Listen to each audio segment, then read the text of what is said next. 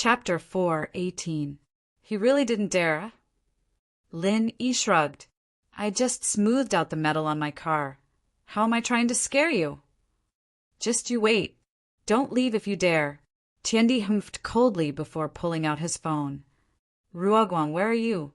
I'm in the North District, on Southern Titanium Road. My car was hit by someone, and this guy doesn't want to pay up, even using his fist to scare me. Fine, I'll wait for you. Hurry up. Lin Yi frowned. Since the guy didn't want to let this go, then he'd deal with it. Lin Yi pulled out his phone as well and called Lingshan. Lingshan was quite surprised to see Lin Yi's call. She thought that Lin Yi had thought of a solution this quickly. She picked up, surprised.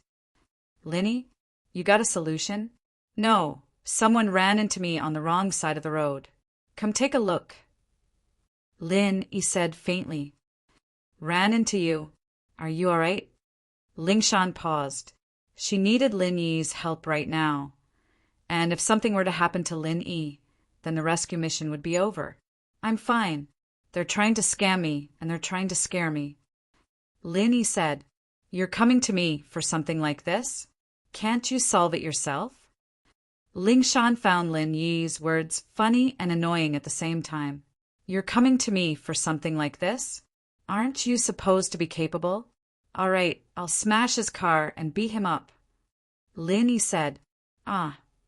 Lingshan smiled bitterly.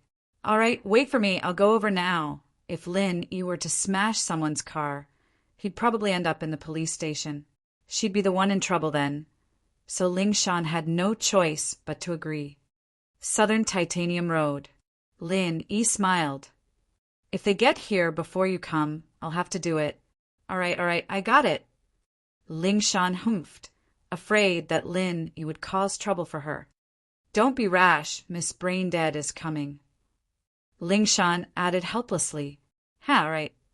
Only now did Lin Yi realize that Lingshan had a cute side to her. This violent, brain-dead girl wasn't completely useless. It doesn't matter who you go to. I'm telling you, you're dead meat today. Don't even think about leaving if you don't get 100,000. Tiandi threatened, pointing at Lin Yi. This was his newly bought BMW. It had been driven for less than half a month, but it was hit by Lin Yi. The headlights were broken, which made him very distressed. Therefore, he had to make Lin Yi pay the price. The roar of an engine was heard, accompanied by the earth-shattering subwoofer DJ music. A motorcycle quickly drove over and stopped between the BMW and the van. Tiandi was overjoyed. His son was here, and the person who hit his car was dead meat. Dad, what's going on? Who hit you? Zhou Ruoguang jumped off the motorcycle and took charge. He crashed my car and didn't pay up. I'll kill him. That's the little bastard. Beat him up first, then smash his car and make him pay 100,000. Tiandi smiled coldly as he pointed at Lin Yi and gave the order.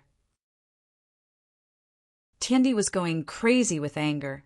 His brand new BMW with a cool license plate was destroyed by this kid with a van. He wouldn't be able to calm down if he didn't teach him a lesson. Besides, Tiandi hadn't been in a good mood for the past 2 days. He had his eyes on a girl in the company and was about to get her when her boyfriend came out and ruined his plans. Who? Just you. Hey? Zhou Ruoguang was about to teach the kid with the van a lesson when he turned around and saw Lin Yi. Zhou Ruoguang had better eyesight than his old man Tiandi. Tiandi didn't recognize Lin Yi, but Zhou Ruoguang recognized Lin Yi right away. How? How come it's you? Before Lin Yi could reply, Zhou Ruoguang grabbed his father's arm and pulled him to the side. He whispered, Dad, why did you piss him off again? I can't wait to avoid him, and now you're pissing him off. Aren't you just looking for trouble? Who? You know this kid? Tiandi paused. Even the men who came with Zhou Ruoguang were taken aback. They didn't know why Zhou Ruoguang would say something like that. Isn't he the one who threw you out of the hospital room? Zhou Ruoguang smiled bitterly. Dad, just apologize to him. Don't cause trouble. This kid isn't easy to deal with. Apologize? How can you do that? I don't believe he can fight 4 hands with 2 fists. You have so many people with you. What's there to be afraid of? Tiandi frowned. He was a celebrity, after all, and now he had to apologize to a little brat after getting hit by a car on the street. What face would he have left if word got out? How could he take that? Then find someone else. Dad, I don't want to die yet. Zhou Ruoguang shook his head. Lin Yi had already traumatized him last time, and he couldn't bring himself to go against Lin Yi at all. You're just a piece of trash that can't be helped. Tiandi humphed coldly. Even your brother has more balls than you. I'll ask your brother to take care of this kid next time. Oh. Zhou Ruoguang kept his head down and didn't say anything. He really didn't dare do anything to Lin Yi. It wasn't an act, and so he pretended not to hear anything Tiandi said. Trash. Tiandi was infuriated. He was about to say something else when a police siren sounded not far away. A police car sped over and stopped beside Tiandi's BMW, its lights flashing. Ling Shan let out a sigh of relief when she saw that everyone was alive and well. She'd rushed through the red lights all the way here because she was afraid that Lin Yi would cause trouble for her. Luckily, Lin Yi didn't hit anyone. All of you, follow me back to the police station. Ling Shan's heart was in her throat the whole time, and she was naturally furious. She pointed at Tiandi and Lin Yi. Tiandi wasn't expecting a police officer to show up all of a sudden. He frowned. Why was there a police officer here when he didn't even call the police? Were they just passing by? What a busybody. I say, comrade, I have friends in the traffic police. You don't have to worry about this anymore. We can handle this ourselves. Tiandi waved his hand at Ling Shan. As far as he was concerned, Ling Shan was young and a policewoman. She was just an intern who'd just graduated, so he didn't really care about her. She was quite pretty, and her body was hot as well. But Tiandi wasn't stupid enough to flirt with a policewoman. He didn't want to go to jail yet.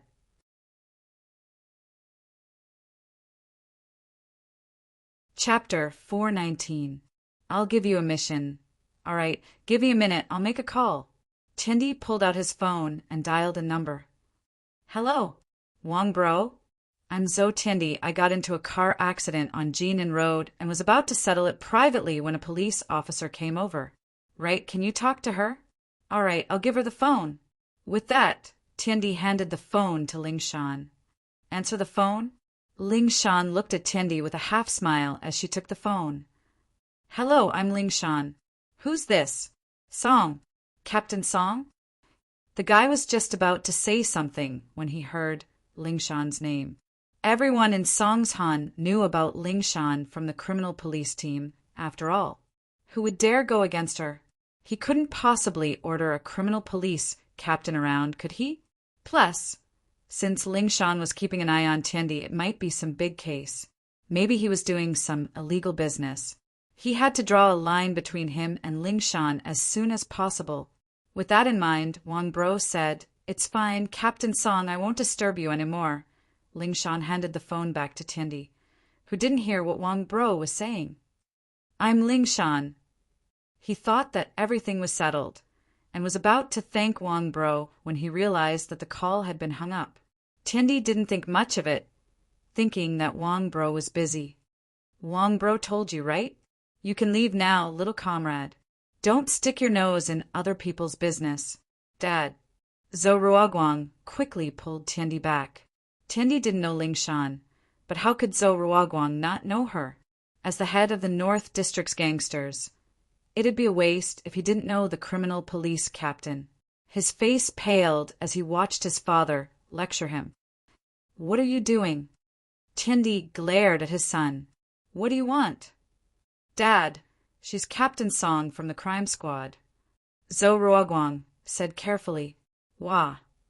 Tiandi froze like an idiot. She's the captain of the criminal police force? Are you leaving or not? I don't need to do anything, do I? Ling Shan said as she pulled out the handcuffs. Let's go. Let's go then. Tiandi's face was grim. He didn't think that he'd pissed off the captain of the criminal police. If he didn't leave now, the captain would probably pull out a gun. It's none of my business. I'm just passing by. Zhou Ruoguang didn't want to go to the police station. You're going too. You are illegally driving an unlicensed, modified motorcycle, and I suspect that you're trying to gather a crowd to cause trouble. Lingshan didn't give Zhou Ruoguang the chance to explain. I know you. You can run, but you can't run. You can choose to run.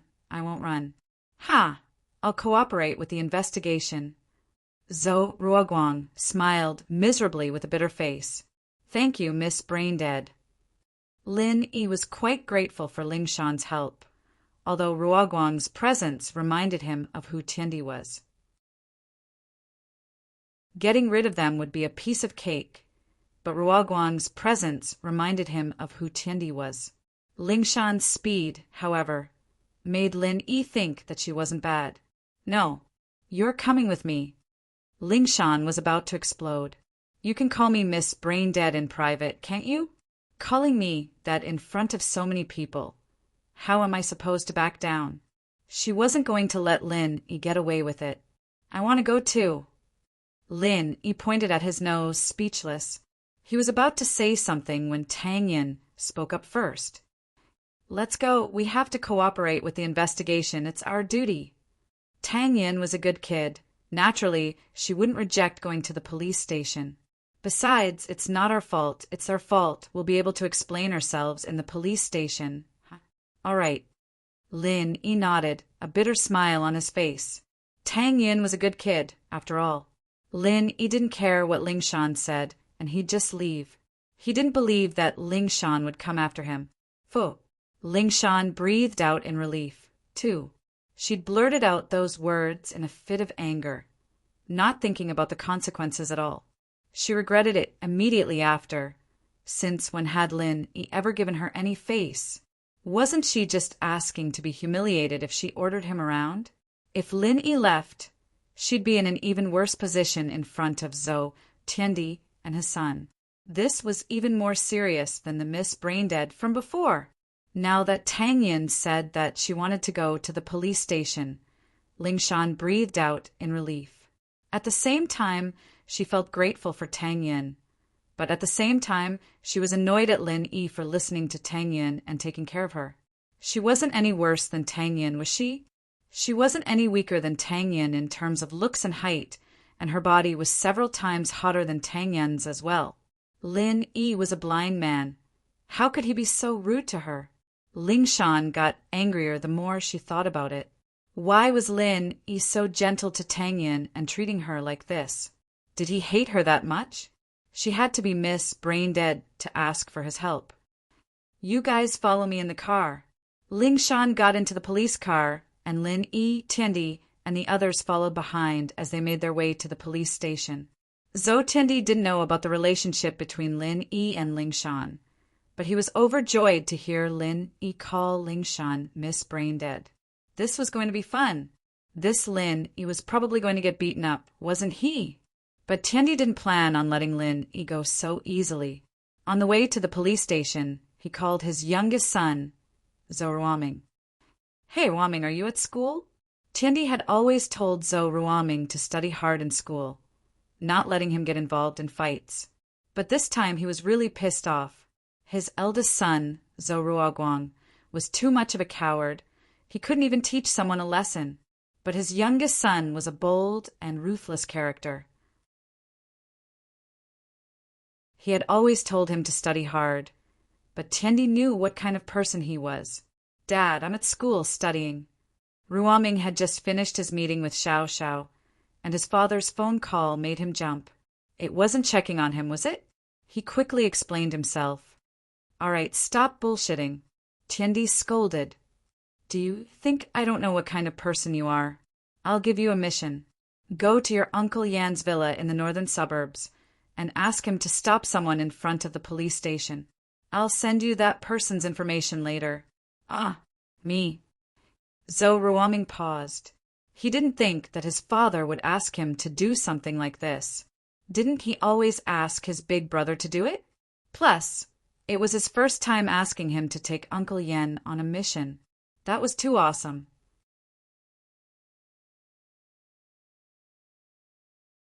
Chapter 420. Ambush and Interception. Yes, you're the one. Tiandi was about to explode from anger. He wouldn't have asked Zhou Ruoming to do this otherwise. He couldn't take it anymore, especially after learning that Lin Yi was the one who'd thrown him out of the hospital room the other day. He had to teach Lin Yi a lesson. All right, I'll be right there. Zhou Ruoming nodded quickly, thinking that it'd be great if he could bring Uncle Yen to teach Lin Yi a lesson. With Uncle Yen there, beating up Lin Yi would be child's play. Of course, Zhou Ruoming didn't know that the crippled Heibao bro was a golden class master as well. He wouldn't have thought so otherwise. Tiandi sighed softly as he listened to Ruoming's excited tone. His youngest son was quite the ruthless one. Did he make the wrong decision back then? If he'd let his older son study hard and let his younger son mingle in society, that would have been a good choice. But he'd already made the wrong choice. He'd have to make the best of it. Uncle Yen didn't usually use his phone, nor did he use the phone in his room. He was a master of the world, and Zhou Ruoming wouldn't have had to go invite him personally otherwise. But Tiandi didn't mind. He was a master, after all, and it was normal for a golden class master like Uncle Yen to be different. Moreover, Uncle Yen was right. He was a fugitive, and living in seclusion was the right thing to do, in case someone discovered him. Zhou Ruoming quickly ran out of the school, hailed a taxi, and rushed to the villa in the northern suburbs. Uncle Yen knew Zhou Ruoming, and didn't ask much after hearing that it was an order from Zhou Ruoming. He put on a low-brimmed hat and hurried out the door with Zhou Ruoming. Uncle Yen was a golden class master who wandered between his sect and the underworld. He'd been doing robberies for his sect's funds, but he'd been wanted by the police once. Luckily, Tiandi had saved him, and so he stayed in Songshan, promising to do 3 things for Tiandi before leaving. He had done 2 before, and this was the last one. Once he was done, he could leave and continue his robbery. Beep, beep. Zhou Ruoming received a message from Tiandi, the license plate number and model of the van written on it. After Zhou Ruoming told Uncle Yen about it, the 2 of them stood guard on the road in front of the police station. Lingshan didn't make things difficult for Lin Yi when they arrived at the police station. She knew that Lin Yi didn't care about her at all, and that he was only here because of Tang Yin. Therefore, they only gave Lin Yi a statement and let Lin Yi and Tang Yin leave. Lingshan sis's a nice person. Why do you always call her that? Tang Yin didn't understand why Lin Yi would call Lingshan a brain-dead girl. Wasn't Lin Yi a little too bold? He dared to call Lingshan a brain-dead girl, and the weirdest thing was that Lingshan didn't refute it even though she was angry. She's too troublesome, asking me for help all the time. Lin Yi shrugged and didn't say anything else on the topic. Suddenly, the jade on his chest jumped twice, and Lin Yi's face changed. He slowed down the car. Danger! Danger? Tang Yun paused, but before she could ask anything, a shadow floated over and stood not far from Lin Yi's car. Early phase, golden class. Lin Yi's heart skipped a beat. He knew the opponent's strength level, but he didn't know why this early phase, golden class master would appear here. From the looks of it, he was here for him. But who sent him? Zihua? Obviously not. He'd already killed his late phase golden class master. Sending another early phase golden class was the same as sending himself to death. He believed that Zihua wasn't that stupid. Zhong Fabai? Probably not. He'd even sent Heibao Bro to prison. Jin Gubang? The only possibility that Lin Yi could think of was him. But in the next moment, Lin Yi realized that he was wrong. The person who jumped out after this early phase golden class master wasn't Jin Gubang, but Zhou Ruoming. Zhou Ruoming, on the other hand, was stunned when he saw Lin Yi and Tang Yin in the car. He almost burst out laughing. He recognized Lin Yi's van, but he couldn't remember Lin Yi's car plate number. Uncle Yan's eyes were sharp, and he saw Lin Yi's car coming over first, so he jumped out. It was only now that Zhou Ruoming realized that the person his father wanted him to stop was Lin Yi. In an instant, Zhou Ruoming's entire body was filled with excitement and excitement. He'd been worrying about how to deal with Lin Yi and imagined that Uncle Yen would help him. But Zhou Ruoming knew that it was impossible. He didn't expect it to become reality. Haha, Linny, it's you? Zhou Ruoming laughed loudly. You didn't expect this, did you? You didn't expect this day to come, did you? Lin Yi, classmate. Who asked you to pretend? This time I'll let you die. Who do you think you are, trying to steal Tang Yun from me? Leave Tang Yun here today and I'll spare your life. Lin Yi looked at Zhou Ruoming, stunned. Wasn't this guy too naive? Did he think he was invincible just because he got a golden class master? Not to mention the early phase of the golden class, even if it was the late phase of the golden class. He still had the strength to fight. Ever since he completed the first stage of the art of dragon mastery, Lin Yi's strength was comparable to the late phase of the golden class, and he could even fight a mystic class master in the early phase. Did you eat too many retarded pills? Lin Yi looked at Zhou Ruoming as if he was looking at an idiot. Even a retarded person wouldn't be like you, right? You're not just a normal retarded person. You're too retarded. Miss Retarded is 10,000 times smarter than you. Huh. Tang Yin, of course, knew who Lin Yi was talking about. She couldn't help but laugh when she heard Lin Yi's words. Zhou Ruoming couldn't help but stare blankly. His desire to take Tang Yun for himself grew stronger. It would be a waste to give such a good girl to Lin Yi. Miss Retarded. Zhou Ruoming didn't know who Miss Retarded was, but he knew that Lin Yi's words weren't good. He gritted his teeth. Lin Yi, it's useless for you to say anything now. Since you don't know what's good for you, then I won't be polite anymore. Uncle Yen, kill him. Leave that girl here. Zhou Ruoming was suspected of falsifying the imperial edict. Zhou Tiandi only asked him to teach Lin Yi a lesson, but Zhou Ruoming changed it to kill Lin Yi. Slap. Lin Yi slapped Zhou Ruoming's face again. I told you to stop thinking about Tang Yin. Do you have a bad memory, or are you deaf?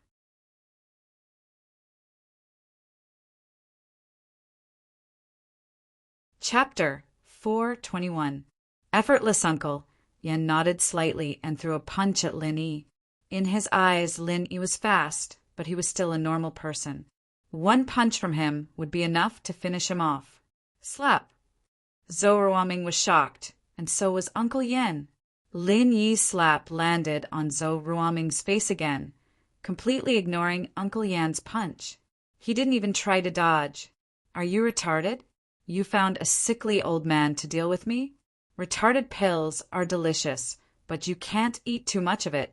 I've never seen someone as retarded as you. Lin Yi shook his head. Uncle Yen almost laughed out loud after the shock. Ignorance was bliss. He was an early phase golden class master, and he was just a sickly old man in Lin Yi's eyes. It was a fact that he was sickly. His body hadn't been healthy since he was young, and he'd only been able to reach the early phase of golden class at most. There wasn't much progress, and that was why he'd volunteered to be the vanguard of his family's sect, coming to the mortal world to steal money to support his family's expenses. But that was only when compared to the other people in his family.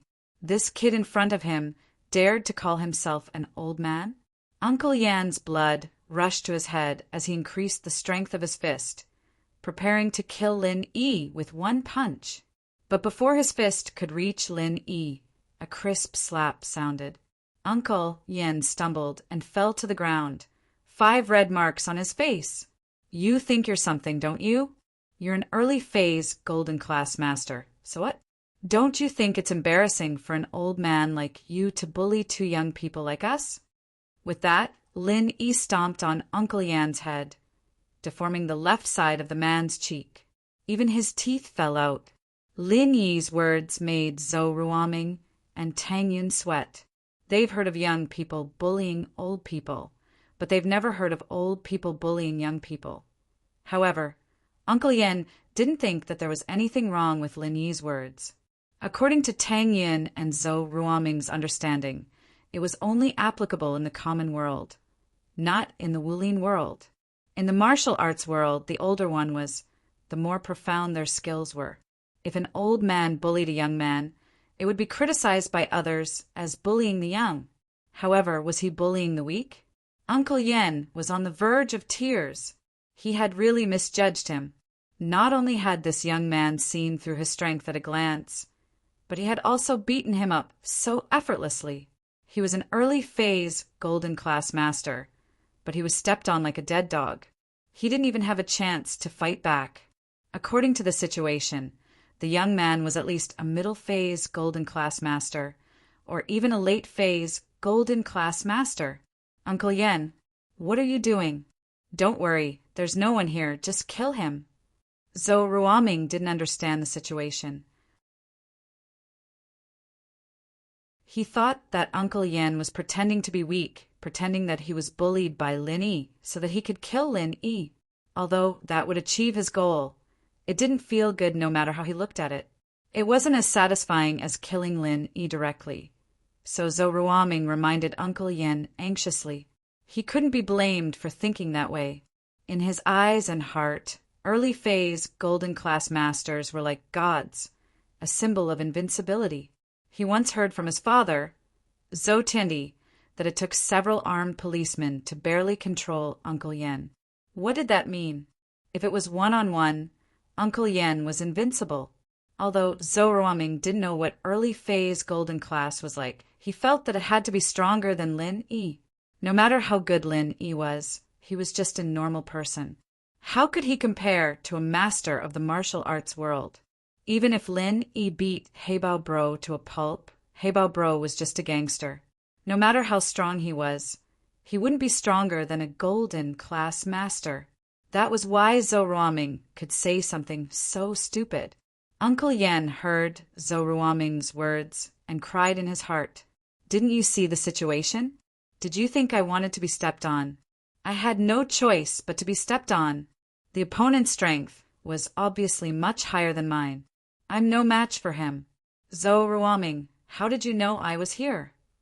Lin Yi didn't forget to ask Zhou Ruoming as he stepped on Uncle Yen. Lin Yi, don't be so arrogant. When Uncle Yen shows his power, you'll be dead. Zhou Ruoming, the idiot, still didn't see the situation clearly. He still thought that Uncle Yen could kill Lin Yi. You crashed my dad's car and broke my brother's arm. I brought Uncle Yen here to stop you.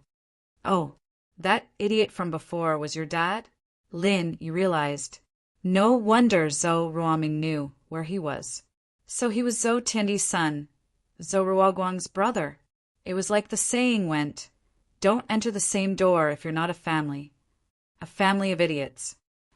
Uncle Yen, what are you doing? Hurry up and kill this kid. Zhou Ruoming was confused when he saw that Uncle Yen hadn't exploded yet. Jiao Lao, there are too many people here. It's not easy to kill this old man. Is there a way to cripple him? Lin Yi asked Jiao Yazi in the Jade. Of course. Jiao Lao's voice sounded. People like him who reached golden class through immature training methods have all sorts of flaws. How can they compare to your art of dragon mastery? As long as they haven't reached the earth class, they will have a weak point. Once you break through their weak point, they'll basically be crippled unless they retrain their body and enter golden class through physical arts. Then where's his weak point? Lin Yi was surprised and happy after hearing Jiao Lao's words. I don't know, Jiao Yazi said. Lin Yi almost fell down. Even Jiao Yazi didn't know. But generally the weak point of golden class is near the dantian, unless it's a very special physical practitioner. Jiao Yazi's next words gave Lin Yi hope again. Bang! Lin Yi's foot landed on Uncle Yan's dantian, and Uncle Yan let out a blood-curdling scream before fainting. His whole body was like a deflated balloon, and he slumped to the ground. Lin Yi knew that he had broken Uncle Yan's weak point and directly crippled him. The moment he kicked, Lin Yi could feel the true energy in Uncle Yan's body quickly leaking out until it disappeared. Just like what Jiao Lao said, Lin Yi could no longer feel Uncle Yan's strength. In his eyes, Uncle Yen was no different from an ordinary old man.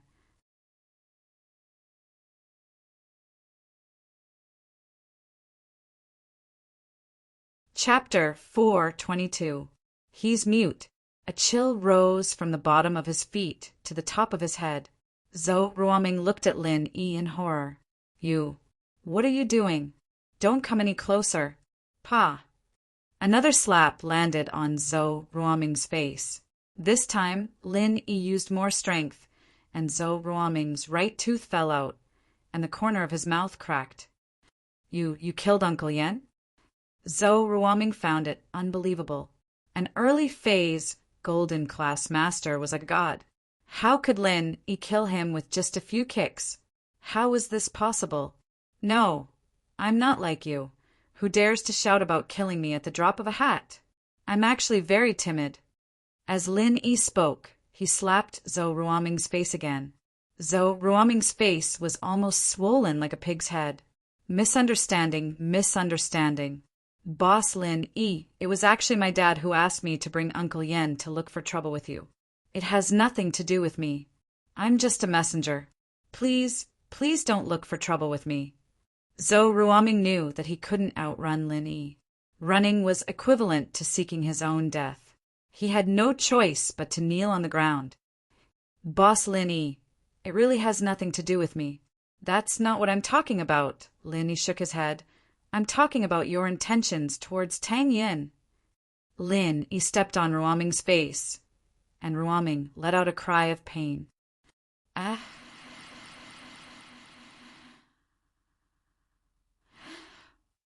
I've already said that Tang Yun is my woman. You're still thinking about her? Do you want to die? Lin Yi felt that if he didn't teach Zhou Ruoming a lesson, he wouldn't know that there was such a thing as death in this world. Ah! Ruoming screamed as he held his head. Boss Lin, I won't do it again. I've lost my mind. I won't do anything to Tang Yin anymore. Please let me go. Lin Yi, stop kicking. What if someone dies? Tang Yin was shocked by Lin Yi's craziness, but Lin Yi was doing this for her. Tang Yin felt sweet inside. As long as she was with Lin Yi, he would protect her no matter what happened, however. Although Tang Yin hated Zhou Ruoming, she couldn't beat him to death. She didn't want Lin Yi to go to jail because of this. She quickly stopped Lin Yi. He won't die. He's far from death. At most, he'll become an idiot, but it'll save him medicine. He won't have to spend money on stupid pills every day. He'll just become an idiot, Lin Yi smiled. No, I don't want to become an idiot. Lin Yi boss, let me go. Zhou Ruoming was about to cry. He'd rather die than become an idiot. Scram, Lin Yi said faintly. Yes, I'll scram now. Zhou Ruoming didn't dare to get up and run. Who knew if Lin Yi would use this as an excuse? In order to make sure that Lin Yi couldn't find anything wrong with him, Zhou Ruoming really started rolling on the ground. Tang Yin couldn't help but laugh at Zhou Ruoming's behavior. She didn't approve of Lin Yi using violence, but she had to admit that today was very satisfying. She got her revenge. If it weren't for Lin Yi, she'd still have to endure Zhou Ruoming's teasing and teasing every day. Who knew if she'd fall into his trap one day? Lin Yi looked at Uncle Yen on the ground and took out his phone to call Lingshan. Lingshan had just sent Zhou Tiandi and Zhou Ruoguang to the traffic police station. They didn't seem to have committed any crimes, but it was just a traffic violation. Lingshan didn't have the authority to do anything about it, so she handed them over. Her phone rang as soon as she got back to her office. She frowned when she saw the name Lin Yi. Did Lin Yi cause trouble again? Lingshan didn't believe that Lin Yi could find a way to cure Bujia so quickly. The only possibility was that he was looking for her. She rubbed her throbbing temples and picked up the phone helplessly. Lin Yi, what's up? I got ambushed when I came out of the police station. I've subdued him already. Come and take him away, Lin Yi said. Wah. You got ambushed? Who? Lingshan paused. Zhou Tiandi sent me, I think. Lin Yi said faintly, hurry up. follow the road in front of the police station, and you'll see me." With that, Lin Yi hung up, pissing Lingshan off. Was he ordering her around? "How dare you order me?" Lingshan was pissed, but she couldn't refuse. She got up and went downstairs, driving to find Lin. "Isn't that an old man? Did Zhou Tiandi send him? You didn't hit him with your car, did you?" Lingshan was very suspicious that Lin Yi had accidentally hit someone and blamed it on Tiandi, saying that the old man was one of Tiandi's men. "He can stop you? Golden class, early phase." Lin Yi shrugged. "Can you be any more retarded? Golden class, early phase?" Lingshan's mouth was wide open. She looked at the old man's face, and her face changed. A wanted criminal. The man in front of her was a wanted criminal. As the captain of the criminal police, Lingshan would often look at pictures of wanted criminals. It didn't take long for her to recognize this old man in front of her. Yan Chiyuan, wanted for murder and robbery. He'd been wanted for more than 2 years, and now he was here. "He's a wanted criminal, right?" Lin Yi guessed from Lingshan's expression. "That's right." Lingshan nodded, a flash of joy in her eyes. This Lin Yi was lucky enough to catch a wanted criminal. This Yan Chiyuan was indeed a golden class early phase, but from the looks of it, he'd been crippled by Lin Yi. He was about the same as Heibao. Lin Yi patted Chiyuan's body, waking him up. Chiyuan's face was still filled with pain and sorrow. He was a golden class early phase, and he'd been crippled just like that? How could there be such a powerful figure in the secular world now? Looking at Lin Yi's age, he was only 20, right? Crack! Lingshan took out her handcuffs and cuffed Chiyuan. She didn't feel any danger, but Chiyuan was still a golden class early phase. Lingshan didn't dare treat him lightly. "All right, I'm leaving." Lin Yi saw that he had nothing else to do and prepared to leave with Tang Yin. "Wait, come back with me to make a statement." Lingshan called out to Lin Yi. "Can't you just say you caught him yourself? It's not the first time something like this happened." Lin Yi naturally didn't want to go back with Lingshan. But the criminal's statement. Lingshan thought to herself, if she said she caught him, what if Chiyuan said something?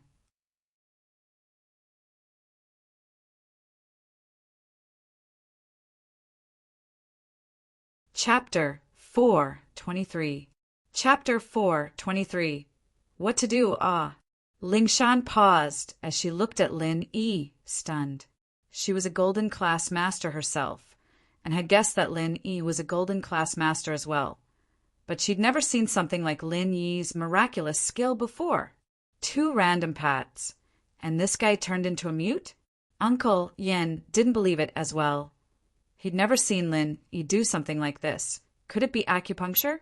That wasn't possible. He was a Wulian practitioner, and he'd never heard of anyone who knew how to use acupuncture. That was something that only existed in novels and dramas. It didn't exist in real life. He didn't believe Lin Yi's words, and was just about to say something to prove that he wasn't a mute when he realized that he couldn't speak. Lingshan didn't know what to say as she looked at the Yan Chiyuan. It seemed like Lin Yi had really turned this guy into a mute. It was too scary. A few random pats, and he turned into a mute? Oh, right, he can still write. Maybe I should turn him into an idiot? Lin Yi suddenly thought of that. Ugh, ugh. Yan Chiyuan shook his head furiously after hearing Lin Yi's words. Was this a joke? Turn himself into an idiot? What was the point of living then? He still had to pass the news to his family. And as for who'd caught him, he didn't have the heart to tell the police. He was going to die anyway, and talking about it was just a waste of breath. See, he said he wouldn't talk. All right, that's all. I'm leaving. Lin Yi, naturally, didn't want to turn Yan Chiyuan into an idiot in front of Lingshan. He shrugged and pulled Tang Yin into the car. Lingshan looked at Lin Yi with a complicated gaze before getting into the police car with Chiyuan, heading back to the police station. Lingshan brought Yan Chiyuan into the police station just in time to see Zhou Tiandi and his son walking out of the station after receiving their punishment.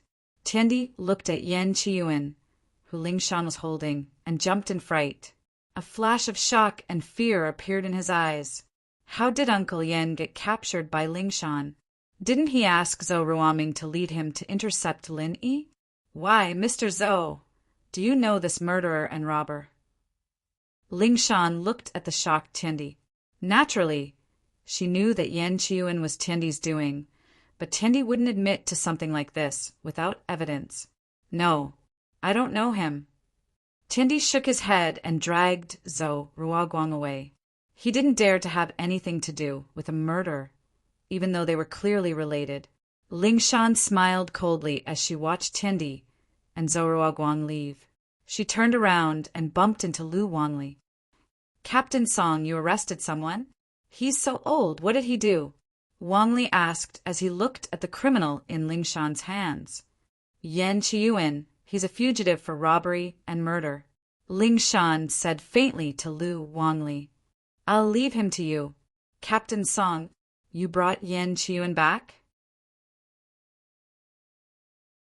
Wang Li's eyes were wide as he looked at Ling Shan in awe. Ling Shan had been solving many big cases recently, and her position in the police and criminal police had skyrocketed. She was now a qualified successor to Huaijuan.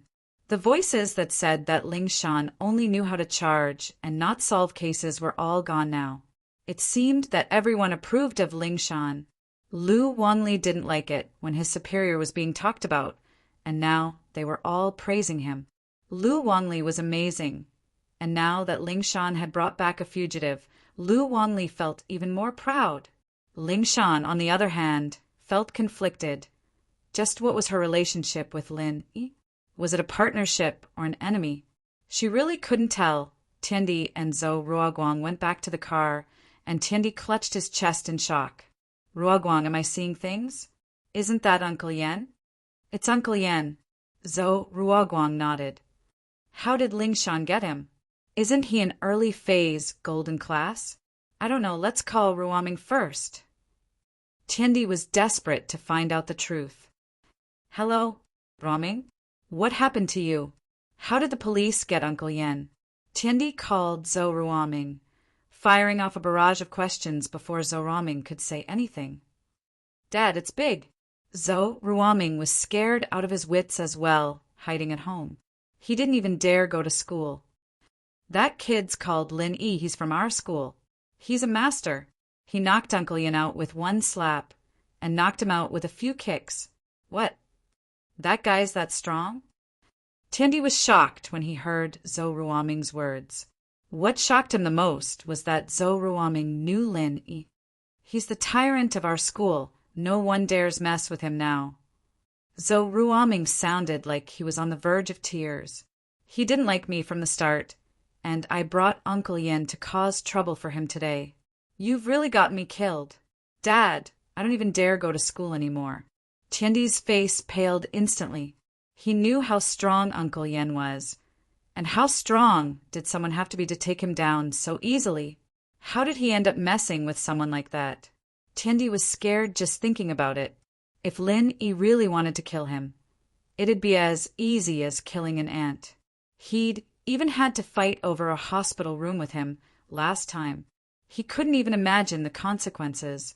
Tiandi wasn't the one with the worst expression on his face, but Zhou Ruoguang. He'd heard what Tiandi said through the phone, and he was even more scared than Tiandi. Dad, I told you we couldn't mess with this guy, and you just had to do it. Now we're done for. He can kill us like a toy. What are we going to do in the future? You even told me to go teach him a lesson last time. It's a good thing I didn't go, or you'd be burning joss paper for me right now. All right, Ruoguang, don't be scared. Lin Yi is strong, but he didn't do anything to us, did he? He kept Uncle Yan and let Ruoming go, which means he doesn't want to bother with normal people like us. We just don't mess with him in the future and find a way to give him a red envelope. We'll have a feast to apologize to him. I don't think he'll hold it against us, will he? Tiandi was a smart man, and he immediately analyzed the situation. I guess that's the only way. Zhou Ruoguang nodded. I was possessed last time, And I even wanted to flirt with the girl next to him. Man, I'm scared just thinking about it. Yeah, I remember what he looks like this time, and I even took a picture of it and saved it in my phone.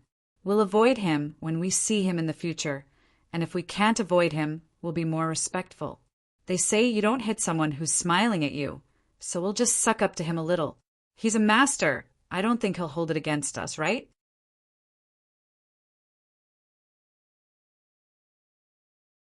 Chapter 4:24. Xiao Xiao wants revenge. Xiao Xiao hadn't thought of a way to deal with Lin yet, but she was a little embarrassed to face Lin Yi. She'd been drenched by him at noon, and Xiao Xiao was quite embarrassed. She'd never been in such an awkward situation in her life, and now she'd fallen into Lin Yi's hands. What surprised Xiao Xiao was that she didn't see Lin when she returned to the classroom. She let out a breath of relief. Hey, pretty girl, you know my boss? Kong Xiaobo turned around, curious about Xiao Xiao's identity. It was obvious that she was here for Lin Yi, but he didn't want to ask Lin. Now that Lin Yi wasn't in the classroom, he could ask Xiao Xiao. Lin Yi's your boss? Xiao Xiao wanted to find someone familiar with Lin Yi to get to know Lin Yi better. Yeah, I'm his follower. Kong Xiaobo said proudly, as if being Lin Yi's follower was something to be proud of. Oh! Xiao Xiao rolled her eyes and said to Kong Xiaobo, I'll tell you something in secret. Don't tell anyone, including your boss, Lin Yi. Aye. Xiaobo hesitated. He wanted to hear what Xiao Xiao was talking about, but he didn't want to hide it from Lin Yi. It wasn't a good idea. I won't tell you if you don't agree. Xiao Xiao saw Kong Xiaobo's hesitation and threw out a more important chip. It's about me coming to find your boss. As expected, Kong Xiaobo was interested, scratching his ears and cheeks as he hesitated. Then tell me I won't tell my boss. Please don't tell me, or I'll be really embarrassed. Xiao Xiao looked at Kong Xiaobo, putting on a pitiful look. Don't worry, I'm a man of my word.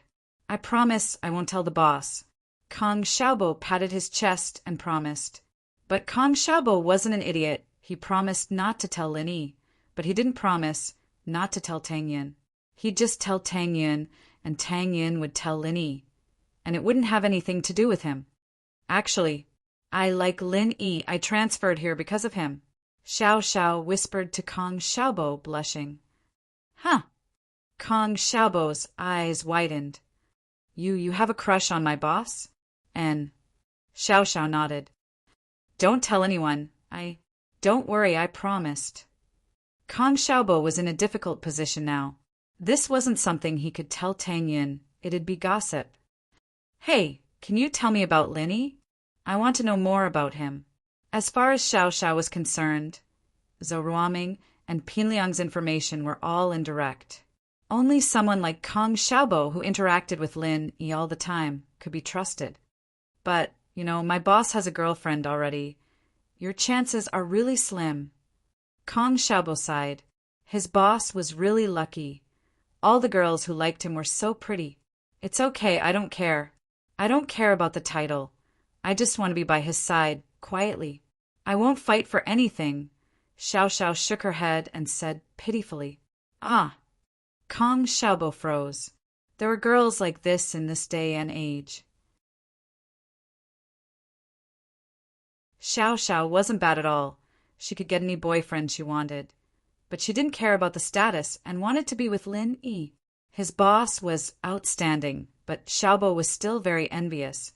He felt pity for Xiao Xiao. So what you're saying is that you want to be by his side, quietly, only giving and not taking. And Xiao Xiao nodded. Boss is here.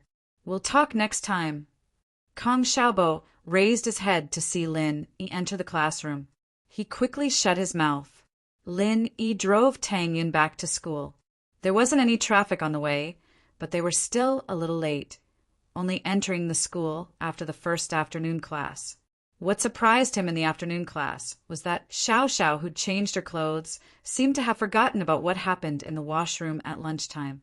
She didn't bother him at all, didn't even bring it up. What surprised Lin Yi even more was that the entire afternoon was quiet. Xiao Xiao didn't say anything to him. What surprised Lin Yi was that Kong Xiaobo was looking at him in a weird way. It wasn't that Xiao Xiao didn't want to say anything, but she hadn't found a way to deal with Lin Yi yet. She didn't want to let Lin Yi go so easily. Getting drenched in Lin Yi's piss was the biggest humiliation she'd ever experienced in her life. She'd never been so humiliated, but Xiao Xiao couldn't find a way to teach Lin Yi a lesson right now. On one hand, she wanted Lin Yi to teach her how to drive, so she couldn't offend Lin Yi too much. For example, that stupid suggestion from Zhou Ruoming was something she couldn't accept. If she did anything to Tang Yin, then Lin Yi would become her mortal enemy, and that would ruin her original goal. It would be best if she could teach Lin Yi a lesson, but it wouldn't be too much of a loss, just a little humiliation, just like how she did in the afternoon. When school was about to end, the homeroom teacher, Lu, came to the classroom and walked up to the podium. "Everyone, quiet down. I have something to say. Tomorrow, our graduating class is going to have a tree planting event. There's an empty space behind the school, and it's where all the graduating students plant trees. We're about to graduate, and we'll be going our separate ways. In order to leave a memory for our old school, everyone can plant trees on this empty space. A few years later, when you return to your old school, it'll have a special meaning." Teacher Lu's words drew a round of applause from all the students present. The dull and boring life of a senior high student was filled with repetitive reading, questions, and tests. Now that there was such an activity, everyone naturally raised their hands to welcome it. There's no limit to the types of saplings. They're sold at the flower, bird, and fish market not far from the school. You can get them for a few kuai to a few hundred, depending on your financial ability. If you're really poor, you can donate a few kuai sapling from the class allowance, Teacher Lu said. Although there weren't any poor students in his class, he still had to say it according to tradition. Everyone expressed their support. Before graduation, most students wanted to leave a memory for their old school. After all, they were about to leave. Returning to their old school after a few years and seeing the sapling they planted with their own hands grow up was a different feeling.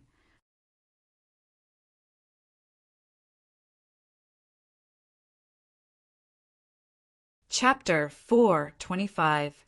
Chapter 425. Shark hunting opportunity? What's so good about planting trees? Pin Liang didn't quite understand what Xiaofu was getting at. Liang bro, think about it.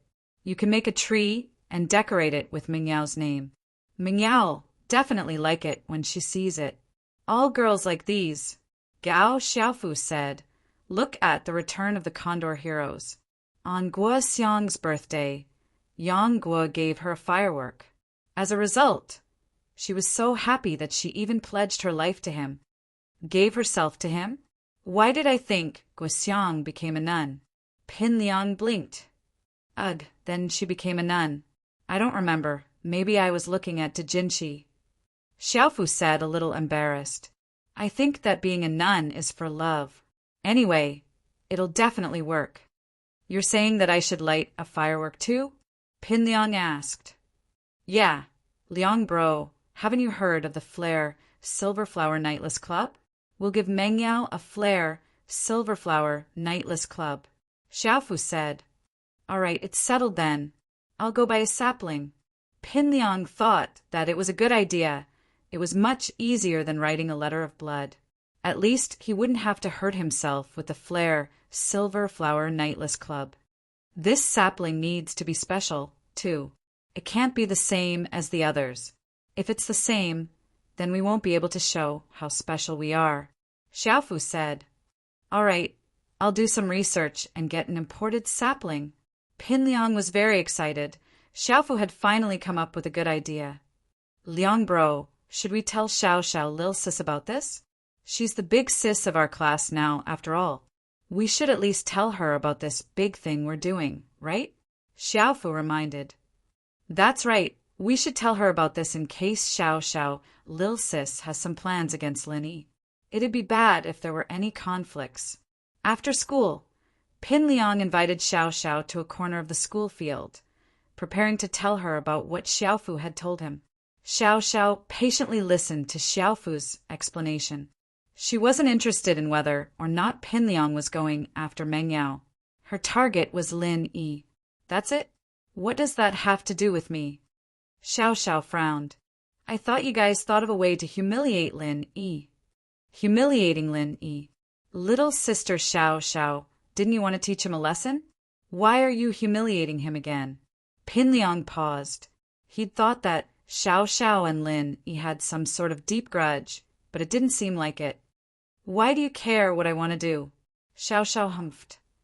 I've embarrassed myself to death today, so I'm going to embarrass him. If that's the case, I have an idea. Gao Xiaofu's eyes lit up. What plan? Xiao Xiao looked at this useless advisor, not sure what he could say. Aren't we going to create a fireworks? Silver flower never sleeps? There'll be fireworks and firecrackers, and we'll give you a string of firecrackers, and you secretly hang them on Lin Yi's butt. Light it up and Lin Yi's butt. Ha ha! He'll be as humiliated as you can imagine. Xiaofu wasn't good at other things, but he could come up with some dirty tricks. Oh, Xiao Xiao started thinking about the feasibility of this plan. If done correctly, it was a good idea. Secretly hang the firecrackers on Lin Yi's back without him noticing, and when Pinliang lit up the fireworks, they'd secretly light the firecrackers on Lin Yi's back, pretending that it was an accident. Even if Lin Yi wanted revenge, he wouldn't be able to find any evidence, would he? Little sister Xiao Xiao, I think Xiaofu's idea isn't bad. Pinliang naturally hated Lin Yi to the bone, and so he encouraged Xiao Xiao to do it the moment he heard that it could humiliate Lin Yi. Well, I'll think about it. Xiao Xiao wasn't as confident as Pinliang was. She needed to study the possibilities of this plan. Yao Yao, are we going to plant trees tomorrow? Yushu was looking forward to this event. In fact, she was looking forward to anything new and interesting. Of course, we're going a few years later, when we've all graduated, gotten married, and had kids. We'll bring them to visit our alma mater. We'll tell them that this is where their mom went to. It should be very educational. Meng Yao nodded seriously. Oh, then will our kids have the same dad? Yushu asked. Shu. Meng Yao glared at Yushu. She really wanted to crack open her best friend's skull and see what was inside. How could Yushu turn something as serious as this into a farce just like that? Yushu blinked. Open your mouth, Meng Yao ordered. No, never. Yushu shook her head. Why? Meng Yao paused. Yushu had always been an obedient girl. You pulled my tongue out, it hurts. Yushu said, You know it hurts, and you're still talking nonsense. Meng Yao humphed. Then I won't talk about it next time, Yushu promised. You always say next time, next time, next time. How many times will there be next time? Meng Yao didn't believe Yushu at all. Yao Yao, the original meaning of this sentence is tomorrow after tomorrow. How many times will there be tomorrow? Yushu said, Oh, then tomorrow it is. It's more or less the same. Who cares about tomorrow? Shu, you're changing the topic again. Meng Yao was speechless. Yushu had almost gotten away with it again. Yushu stuck her tongue out. Let's not talk about it for so long. We haven't gotten the saplings yet. Let's go buy some? All right. Meng Yao forgave Yushu for now. She had to learn to be tolerant with a best friend like this. Take a step back. Otherwise, she'd die of anger 10 times a day. Go get Lin Yi and tell him to drive with us. We can't fit the saplings in the car. Okay. Shield bro. Shield bro. Yushu called Lin Yi at the top of her lungs. Lin Yi had gone back to her room after seeing Yushu and Meng Yao bickering. She was already used to the two's behavior, so she wasn't surprised at all. Lin Yi heard Yushu's call and walked out of the room. What is it? Shield bro, I want to eat shark meat again, Yushu said. Meng Yao almost fell off the sofa. Didn't she ask him to go buy saplings? Why was the shark meat involved again? Oh, they don't sell it on the market. Why don't you go catch one yourself? Lin, he was speechless. Shark meat wasn't that tasty. Why did this Miss Chin like it?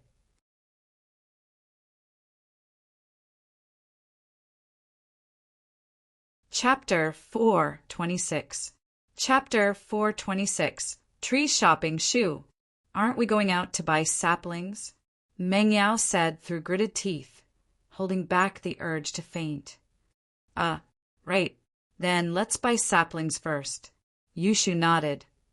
Linny, we're going out to buy saplings, and the car's pretty big. Should we go in your car? Meng Yao didn't let Yushu do it for her this time. She didn't really want to talk to Linny, but she didn't know what to say after Linny got into trouble with Xiao Xiao today. She was a little embarrassed. She was the one who'd caused all this trouble, and yet she'd asked Shu to text Lin Yi and ask if he was messing around, all right? Lin Yi nodded. How could he say no to the miss? Lin Yi asked, Are we leaving now? Yeah, we're leaving now. Meng Yao stood up and pulled Yushu along, getting ready to leave with Lin Yi. It was the first time the Miss and Miss Chen had been in Lin Yi's broken car, and they couldn't help but gasp at how broken it was.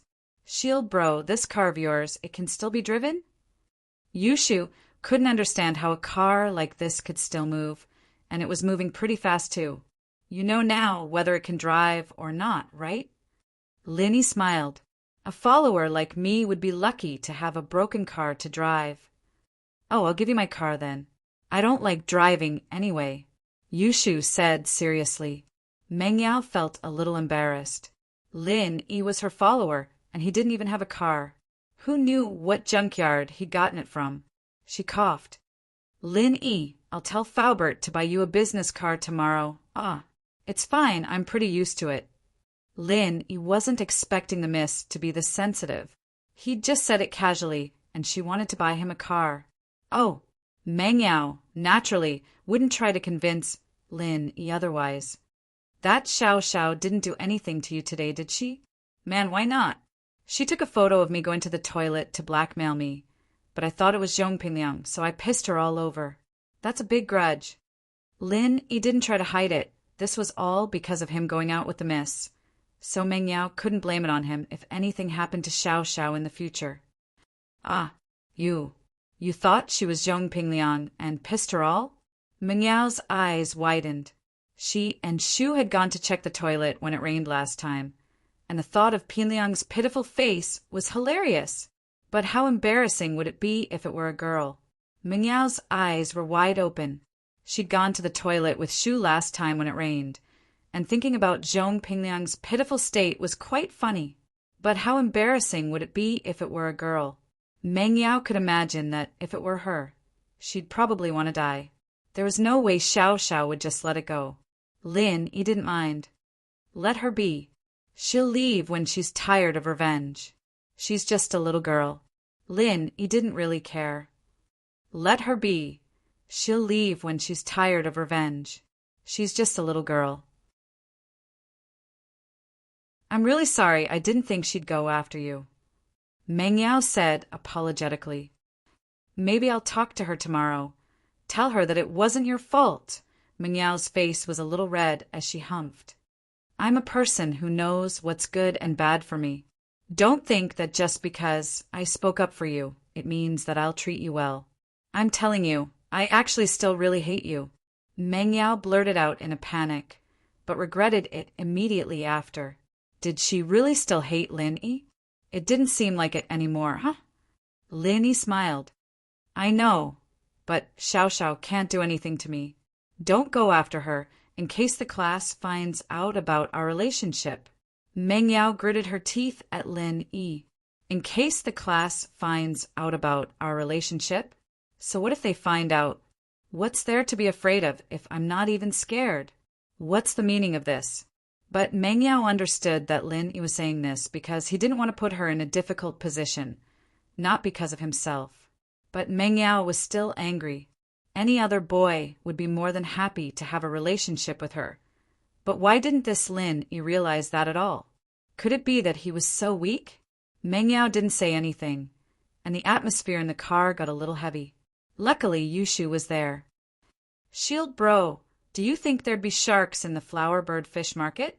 Oh. Meng Yao really wanted to slap Yushu to death.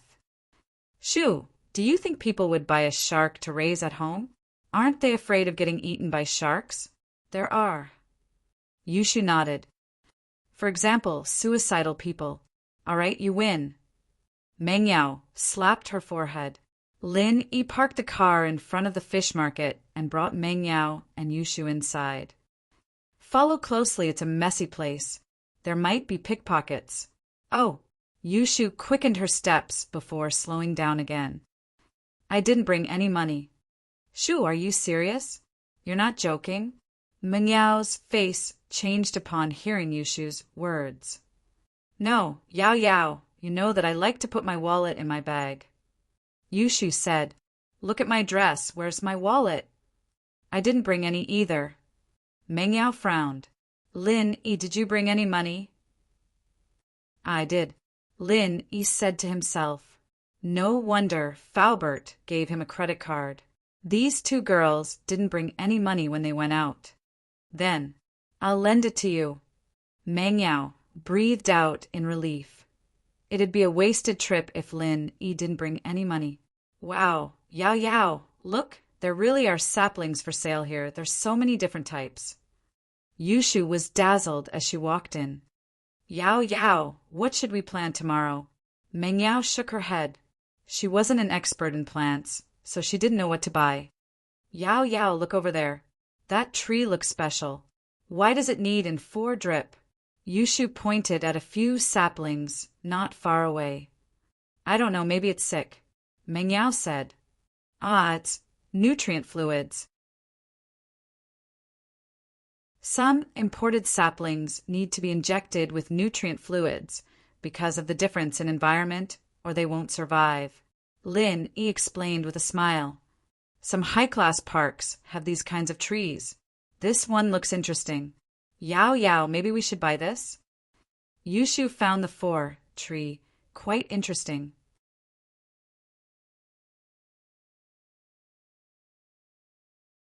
Chapter 4:27. Chapter 4:27. Phone robbery. You're right, I can't do it every day. Yushu said as she stuck her tongue out. Can't you stop doing stupid things like that? Meng Yao said helplessly. All right. Yao Yao, what kind of tree do you think we should buy? Yushu asked timidly as she shrunk her head back. Something a little prettier. Something a little more normal? Meng Yao didn't understand stuff like that. How about a fruit tree? Why did you bump into me? A young man bumped into Meng Yao, causing her to stumble and almost fall to the ground. The young man quickly apologized. I'm sorry, I didn't do it on purpose. I was in a hurry to move the goods. Oh, it's nothing. Meng Yao frowned, deciding not to argue with the guy, since he said it wasn't intentional. Wait, the guy was about to leave when Lin Yi pulled him back. Wah, what are you doing? The guy's eyes flashed with wariness, and Meng Yao looked at Lin Yi, not quite sure what was going on. She'd already let it go, so why was Lin Yi holding a grudge now? Take out your phone, Lin Yi said faintly. Phone? What phone? The guy was clearly panicking, but he started yelling all of a sudden. It's a robbery. Someone's trying to steal my phone. Someone come quickly. The guy's yelling attracted the attention of the people around them, and they all came over to watch the commotion. What's going on? A couple of security guards walked over to the guy. He's trying to rob me, and he asked for my phone. The guy said innocently, Yeah, I can prove it. This guy doesn't know what's right or wrong. He's asking for his phone. Someone in the crowd interrupted all of a sudden. Oh, if that's the case, follow me to the security room then. The leader of the security guards said as he looked at Lin Yi, his eyes lingering on Meng Yao and Yushu behind him, a perverted look in his eyes. Lin Yi, what's going on? Meng Yao was getting a little pissed off. They were here to buy saplings. What was Lin Yi doing? Stopping a stranger and asking for his phone? Your phone was stolen by him. Lin Yi shrugged and looked at Mississippi. My phone? Mingyao's face changed as she touched her pocket. The phone that was originally in his pocket had disappeared. You mean he stole my phone? Yes. Why else would I stop him? Lin nodded. Hey, don't F***king slander me. Who took your phone?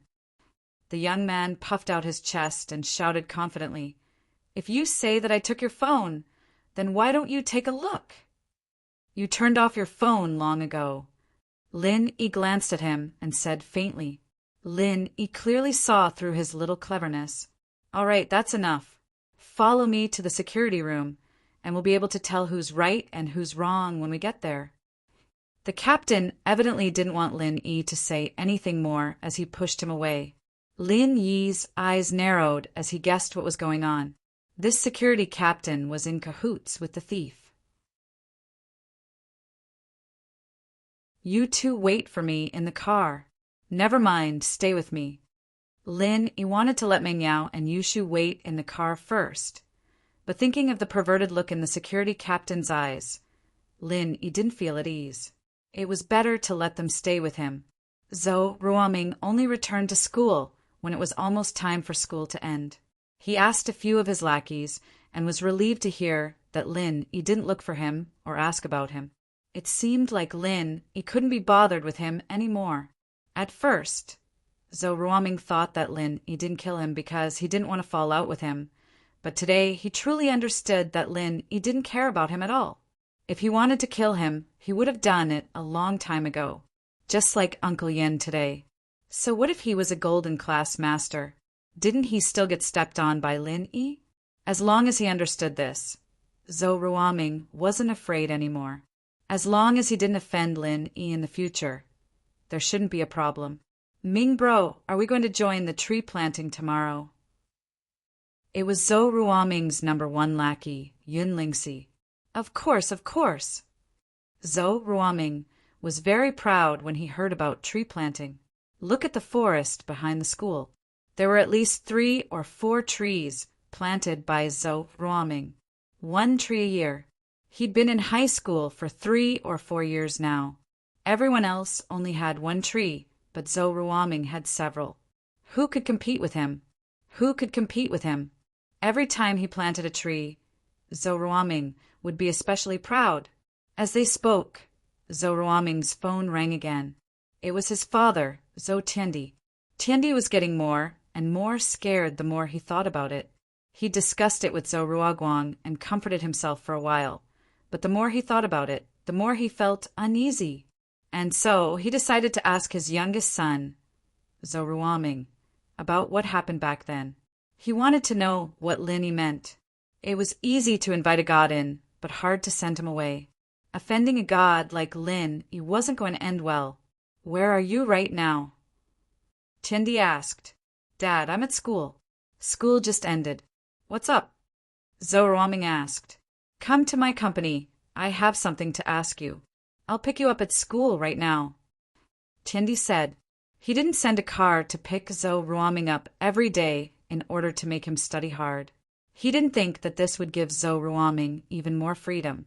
No one would see him do bad things, and that made him even more reckless. I'm going to the flower bird fish market at home. Our school is starting to plant trees again tomorrow. I'll go look for a sapling. Zhou Ruoming said. Then wait for me at school. I'll be right there. Tiandi said. About 10 minutes later, Tiandi drove the BMW that Lin Yi had destroyed to the school. The appearance of the car annoyed Tiandi, but pissing off Lin Yi made him even more annoyed. Zhou Ruoming got in the car, and Tiandi asked impatiently, You know Lin Yi? Of course I do.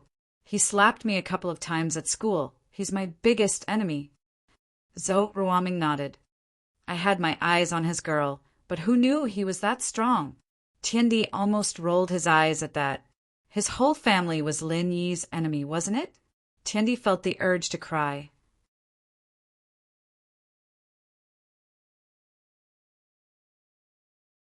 Chapter 428. Chapter 428. Catching a couple of thieves, it was also because of this that Tiandi had developed a temper. His son, Zhou Ruoguang, Wouldn't be this cocky otherwise, even if he was the leader of the North District's gangsters. But today, he'd run into an iron plate, like Lin Yi. His biggest support wasn't working. He's not just a match for him. Uncle Yen didn't even get to do anything, and Lin Yi sent him flying with one slap. That's an instant kill. Zhou Ruoming was terrified just thinking about it. It seemed that Lin Yi hadn't used his full strength when he'd slapped him. Otherwise, Uncle Yen would have been sent flying and his own head would have been gone as well. Instant kill. Tiandi's lips twitched. He'd thought that Uncle Yen had been defeated after he fought Lin Yi. But now it seemed that Lin Yi was far stronger than Faubert. Ruoming, do you think we should buy some gifts and go visit Lin Yi and apologize? Tiandi asked after some thought. I don't know, but I don't think that's possible right now. Zhou Ruoming shook his head. Lin Yi's pissed right now. Wouldn't it be suicide if we went? We'll go apologize after things calm down a bit. That should be fine, right? That's true. Tiandi nodded. I'll see if I can use my connections to visit Uncle Yen and get a feel for Lin Yi's true strength. That works. Know yourself and know your enemy, and you'll win every battle. Zhou Ruoming made up an idiom. Win every battle, my ass. Even if you know how strong he is, we won't be able to win. Unless we know someone stronger. Tiandi cursed. Just us? Don't even think about it for the rest of our lives. Man, I guess that's the only way. Aside from the fear, Zhou Ruoming wasn't willing to give up. Being bullied and having to endure it made him very uncomfortable. Tiandi parked the car in front of the market and got out with Zhou Ruoming. This market was opened by Zhou Tiandi, and with Zhou Ruoguang's men watching over the place, there wouldn't be any problems. The yearly rent alone was tens of millions, and it was a profitable business. Motherf *Ker, who parked their broken car in my exclusive parking space. Tiandi cursed with a frown. There weren't any signs of parking spaces in front of the entrance, but they'd still take up space when there were a lot of cars. However, there weren't many cars today, and this spot was occupied. Naturally, Tiandi wasn't happy about it. This was his exclusive parking spot every time he came here. It's just a broken piece of bread. Get someone to ask which business owner used this cart to transport goods. It needs to be cleaned up, right? Tell Ruoguang to find them some money tomorrow. Tiandi was pissed, so he vented his anger elsewhere. Zhou Ruoming got off the car and looked in the direction of his father's scolding.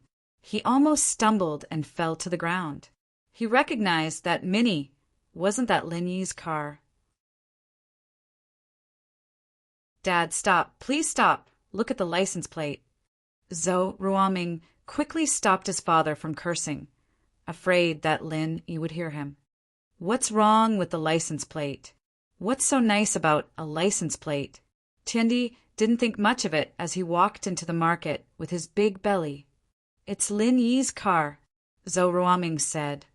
Lin Yi's here at the market? What?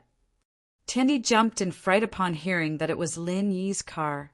Thank goodness he hadn't asked the security guards to tow the car away.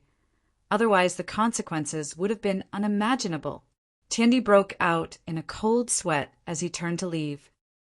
Ruoming, let's go, let's not stay here, Zhou Ruoming hesitated. He hadn't gotten his sapling yet, and it wasn't a coincidence that he'd run into Lin Yi, was it? Let's go to the office and come out after Lin Yi leaves. That works too. Tiandi nodded and walked into the market with Zhou Ruoming. The security guard at the entrance saw Tiandi and called out loudly. Mr. Zhou, don't make a sound. Don't shout. Tiandi was about to explode. What was he shouting for? What if Lin Yi heard him? The security guard paused, not understanding what was going on. Could it be that Tiandi had brought some people with him to visit the market incognito? To check on the situation in the market?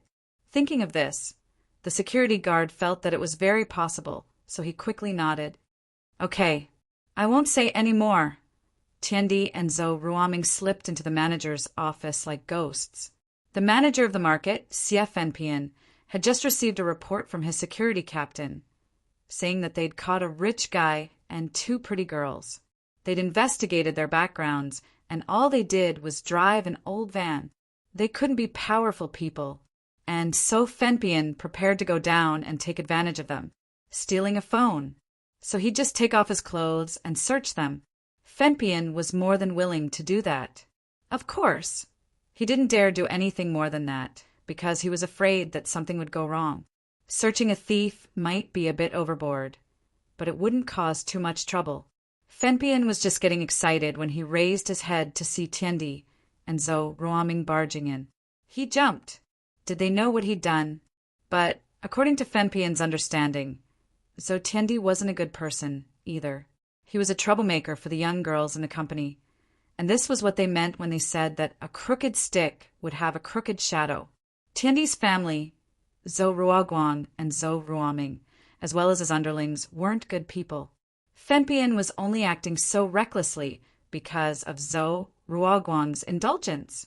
He was originally a gangster in the North District, and because Zhou Ruoguang thought highly of him, he became the manager of the market. Fenpian wasn't afraid anymore when he remembered that Tiendi was the same type of person. "Mr. Zhou, you're here. I have something good I wanted Guangbro to tell you." "What is it?" Tiendi paused. He wasn't feeling too good, and it'd make him feel better if he could rush it. The security department caught a couple of thieves, and there were some pretty girls among them. "Mr. Zhou, do you want to search them?" Fenpian said lecherously. "Oh, did you get a background check?" Tiendi paused and asked. This was his hobby, after all. If there really was no problem, then he'd use the thieves to vent his anger. No background. They came in a broken van that looked like it came from a junkyard. "There's no way they have any background," Fenpian said.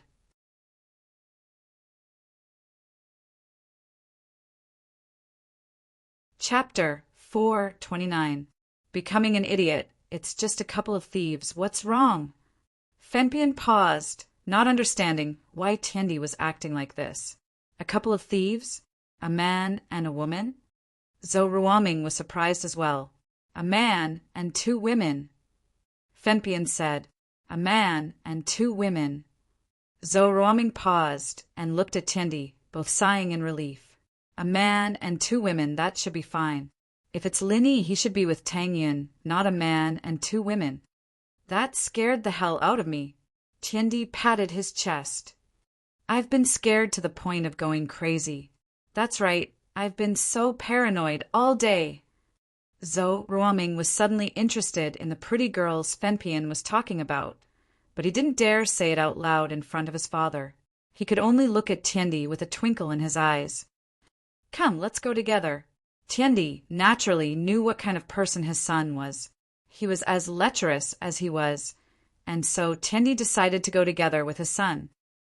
"Ha ha, let's go check it out then." Zhou Ruoming was overjoyed, but he put on a fearful expression. Fenpian thought to himself that he'd lost a great opportunity to get close to Lin Yi, but that wasn't a big deal. He could use this opportunity to please the boss and the young master. Pretty girls weren't hard to find, after all, and he could find a lot of them with money. Wouldn't his money be rolling in if he treated the father and son well? Lin Yi followed the security captain to the security room because he didn't want to make a move in the market. There were too many people there, and Lin Yi wouldn't be able to use his powers. These guys had no choice but to resign themselves to fate in the security room. Bang! The security captain locked the door as soon as they entered the security room, pointing at Lin Yi like a brute. "You guys, tell me, how did you steal this? Otherwise, I'll send you to the police station. It won't be as simple as it is now." "Ha, you're with him." Lin Yi didn't think much of the barbarian's attitude as he looked at the captain. "What are you talking about? He's the victim. Of course, we have to uphold justice for him."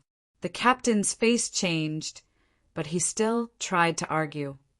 Uphold justice? You think you're Ultraman or the leader of Wulin." Lin Yi smiled. "Just tell me, what do you want?" Meng Yao and Yushu, by now, understood that the security captain was in cahoots with the thief. But with Lin Yi there, they weren't afraid of anything. Meng Yao and Yushu had been through life and death situations with Lin Yi before, after all. This bit of danger was nothing compared to bank robbers and sharks. The two were even a little excited. They wanted to see it. Lin. Don't even think about getting out after entering this door. Since you're not being honest, we'll beat you up first. The captain waved his hand at the other guards. Bring the girls into the room. Chairman Xia will search them later. This kid is not being honest, so beat him up first. Yes. Several security guards rubbed their fists and nodded in agreement. Isn't it against the law to beat people up here? Lin Yi looked at the captain. In here, I'm the law. The captain pointed at Lin Yi arrogantly. I'm not afraid to tell you that there are no cameras here. If you go out, no one will be able to prove that you were beaten up by us. We can just say that you fell down yourself. Ah, I see. That's what I was thinking. Lin Yi nodded with a smile. What do you mean? Are you stupid? The captain blinked, not understanding what Lin Yi meant. I'm not stupid, but you're about to be, Lin Yi said as he patted the captain's head. What the hell are you talking about? Who? The captain's eyes went blank all of a sudden as saliva dripped down from the corner of his mouth. He started laughing hysterically as he tried to catch the thief. Catch the thief! Catch the thief! Catch the thief! Catch the thief! Shield bro, is he really stupid? Yushu cried out excitedly at the sight of the security captain turning into an idiot. This is fun. This is so fun. Shield bro, turn this guy into an idiot too. With that, Yushu pointed at the thief. Don't. The thief had seen Lin Yi's magic before, and he was scared out of his wits. He had never seen someone turn a person into an idiot with just 2 pats. He was a monster from the legends. This kid knows sorcery. Catch him.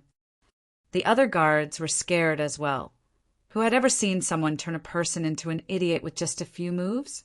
But while there were people shouting for Lin Yi, no one dared to step forward. They were all afraid of becoming Lin Yi's next target. Not only did no one step forward, but they were also backing away. Plop! The thief dropped to his knees when he saw Lin Yi walking over. Bro, master, ancestor, I'm sorry, I shouldn't have stolen the phone. I'll return it to you now. With that, the thief took out Meng Yao's phone and placed it on the ground, crying with snot and tears all over his face. I'm just a small fry up front. Guang bro told us to cooperate and steal things to cheat the customers. Lin Yi picked up the phone and handed it back to Meng Yao before the tears and snot dripped down. He then looked at the thief. Guang bro? What Guang bro? What does Guang bro do? Brother Guang is Zhou Ruoguang, the boss of the North District. This flower, bird, and fish market is also owned by his family. The thief said whatever was on his mind.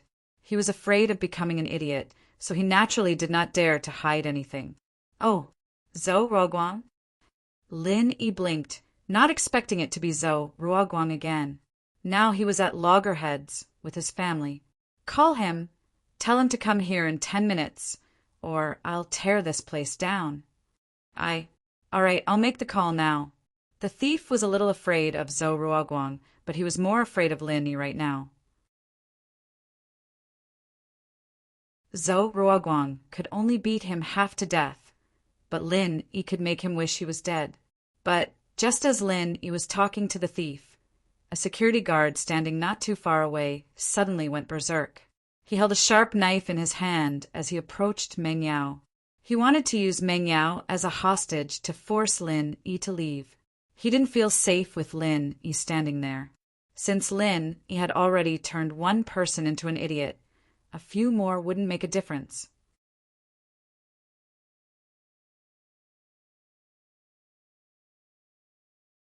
Chapter 430. Turn into a few more, man. I didn't want to create too much food-wasting trash, but you could have just stood there and waited for Zhou Ruoguang to come, and everything would have been fine. Why bother? Lin Yi looked at the guard sympathetically. Oh, a new idiot is born. Yushu waved her fist. Shield bro, turn into a few more? 2 is too few. The other guards and thieves sweated as they listened. Why was this girl so cruel? Did she like seeing people turn into idiots? Kacha! The door opened with a creak, and Xia Fenpian's eyes lit up when he saw Mengyao and Yushu in the room. Such a beautiful girl, it's really a waste. If only Zhou Tiandi hadn't come today. Ha, catch the thief. The security captain grabbed at Fenpian like a maniac, drooling from the inside. What are you doing? Fenpian jumped. Have you never seen a woman before? Even if these 2 girls are pretty, you don't have to be this infatuated, do you? You're drooling. Don't you think that's disgusting? Mr. Zhou's here. Stand properly. Fenpian was pissed off. The security captain wasn't usually like this. What was wrong with him today? He had to make a fool out of himself in front of Tiandi, wasn't he? Mr. Zhou? Zhou Ruoguang's here? Lin Yi looked at Fenpian. Fenpian evidently hadn't figured out what was going on in the room yet, not knowing that Lin Yi had the upper hand. You know Guang Bro? That's no use. It's Guang Bro's father, who came today. If you know what's good for you, you'd better shut up or else. Slap. Fenpian didn't even get to finish before Lin Yi slapped him in the face. His ear started to bleed, and he fell to the ground unconscious. Lin Yi was losing his patience. These Zhous didn't know what death was like, did they? Why were there so many idiots being sent to him one after another? Zhou Tiandi and Zhou Ruoming were dumbfounded when they heard the slaps and screams, especially when they heard Lin Yi's voice. The 2 of them stood at the door of the security room, not knowing whether to go in or not. They didn't know what to do, but even if they didn't come in, Lin Yi could still see them. He smiled coldly. Zhou Tiandi, Zhou Ruoming, come in. Tiandi and Zhou Ruoming looked at each other and forced themselves to walk into the security room. They wanted to kill the security captain right now. Of all the people he shouldn't mess with. Why did he have to mess with Lin Yi? But wasn't Lin Yi with Tang Yin? Zhou Ruoming, however, saw Mengyao and Yushu. I say, Zhou Tiandi, haven't you had enough of going against me? Lin Yi knew that today's incident had nothing to do with Tiandi. But if Tiandi still wanted to use these small security guards after losing a golden class master, then he'd have to be an idiot. So it could only be said that it was a coincidence. Still, Lin Yi was quite annoyed. Why did Tiandi's family always have to make things difficult for him? No. Boss Lin, you've misunderstood. Tiandi's face paled. Boss Lin, that wasn't what I meant. I didn't know. Right? It was that Xia Fenpian. He was the one who said he caught a couple of thieves for me to take a look at. Right, Ruoming? Lin, he nodded. Yes. Zhou Ruoming was scared out of his wits as he nodded. We didn't come to flirt with pretty girls. Tiandi almost exploded at his son's words. Wasn't this just showing that he wasn't hiding something? He really wanted to send him flying with a kick. You idiot, what are you talking about? We're here to handle a theft case, and we're here to make sure it's fair and just. Yes. Boss Lin, this really has nothing to do with us. Ruoming quickly corrected himself. Boss Lin, this really has nothing to do with us. All right, I don't have time to waste with you guys. Load the 3 saplings, and you 2 can leave. But don't mess with me next time, or I'll burn your house down. Lin Yi waved his hand impatiently. That's it for today. If you want to tell others, then do what you want. Zhou Ruoming paused. How could he just tell others? Wouldn't he be crazy if he told others about something like this? But he understood what Lin Yi was getting at.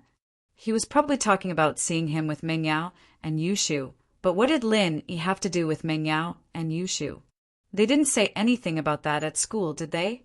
As confused as he was, Zhou Ruoming didn't dare ask. He and his father quickly went out to get the saplings after Lin Yi asked for them. Give me 3 saplings. Tiandi found a shop that sold saplings and asked the owner. How much? The shop owner saw that it was a big shot from the market asking for saplings.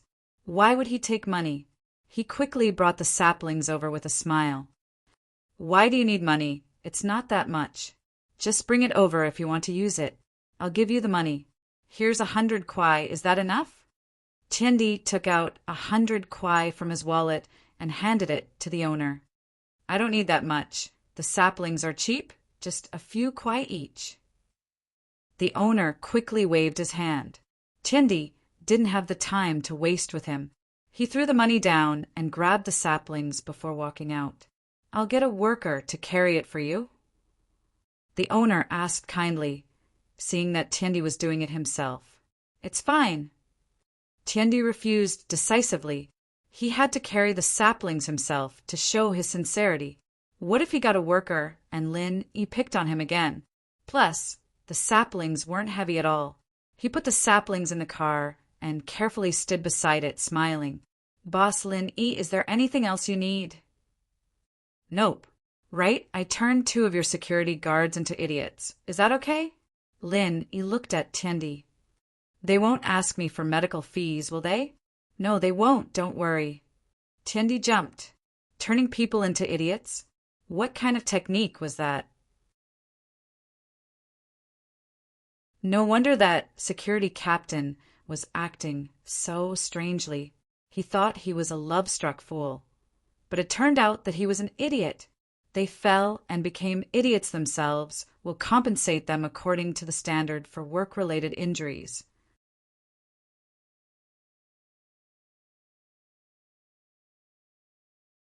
Chapter 431. Chapter 431. Breakthrough Meow was in the mood for Zhou Ruoming's family, and she'd been silent since she got in the car. Yushu, on the other hand, didn't seem to be affected. Shield bro, why willow trees?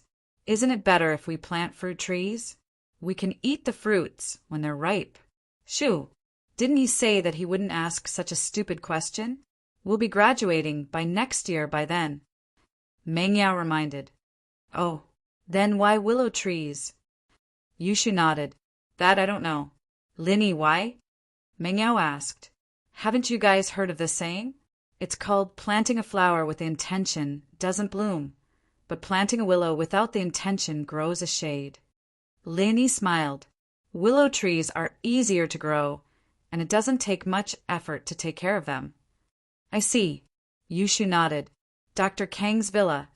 Grandpa, according to the lab's analysis, there are different types of dog poop.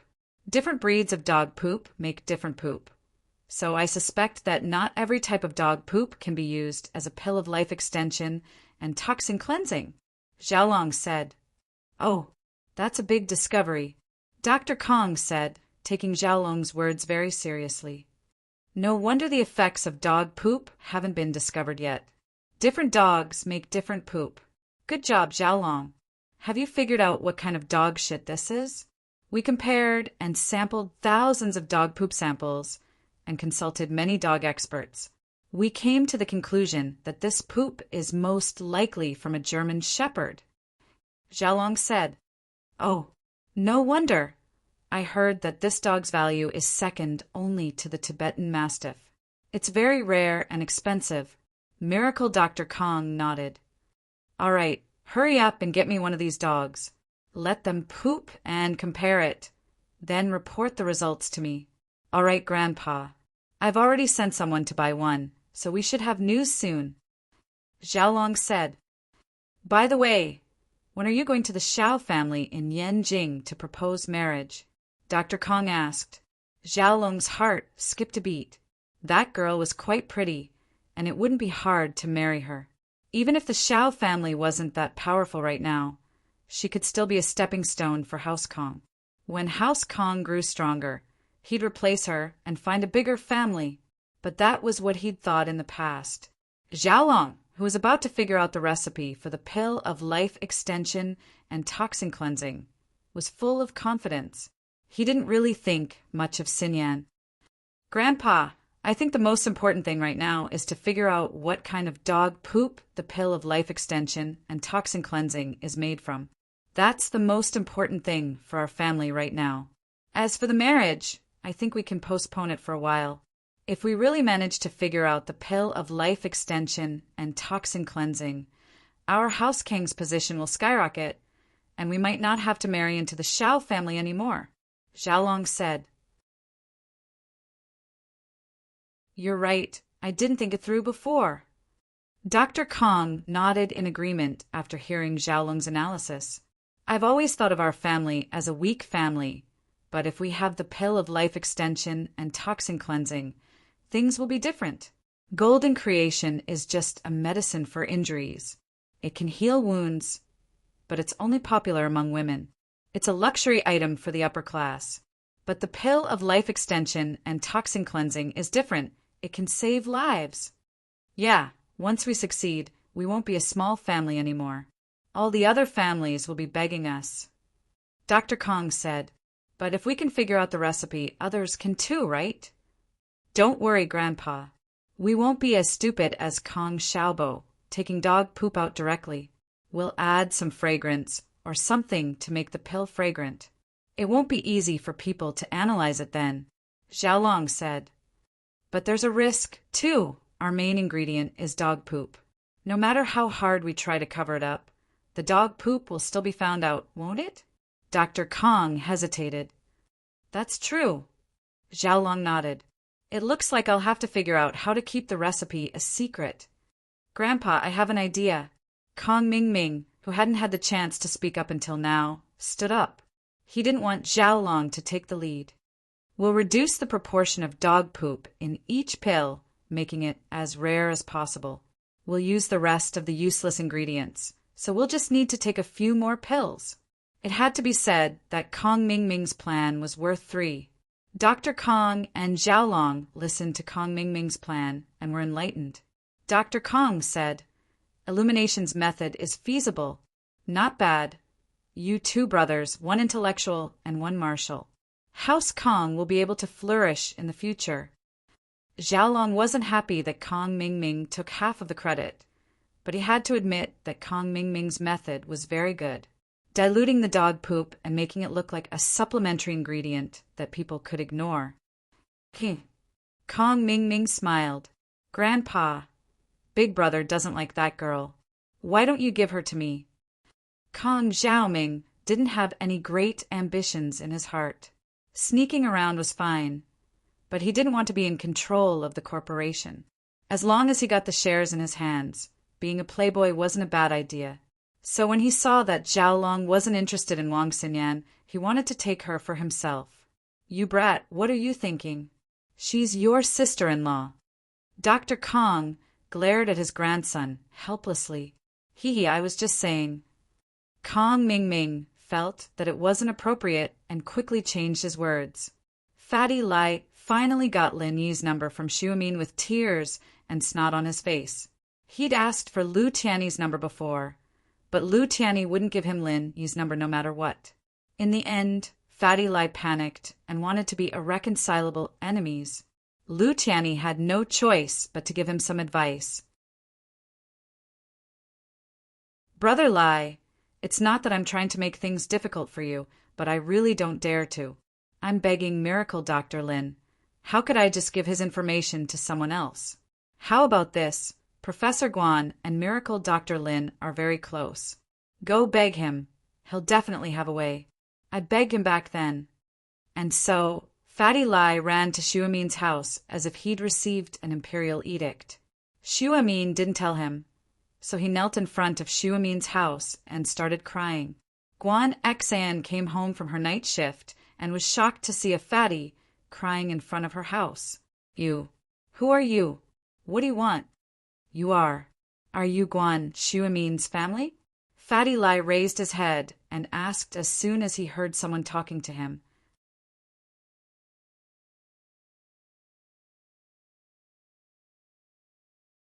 Chapter 432. Little Bodyguard. Ah, you're Professor Guan's granddaughter? That's great. Do you know Miracle Dr. Lin Yi's number? I'm looking for him. Fatty Lai started sobbing again. My dad has uremia and he's dying. Miracle Dr. Lin can cure him, but Professor Guan won't tell us his number. Lin Yi was stunned. You're looking for Lin Yi? Guan Xen paused and looked at the pitiful Fatty Lai. Why don't I tell you? If he blames you, just tell him I gave it to him. Guan Xian was a kind-hearted person. She couldn't bear to see the fatty crying in front of her door, so she gave him Lin Yi's number. Thank you, thank you. Miss Guan, you're such a kind-hearted person. You must be Miracle Dr. Lin's girlfriend, right?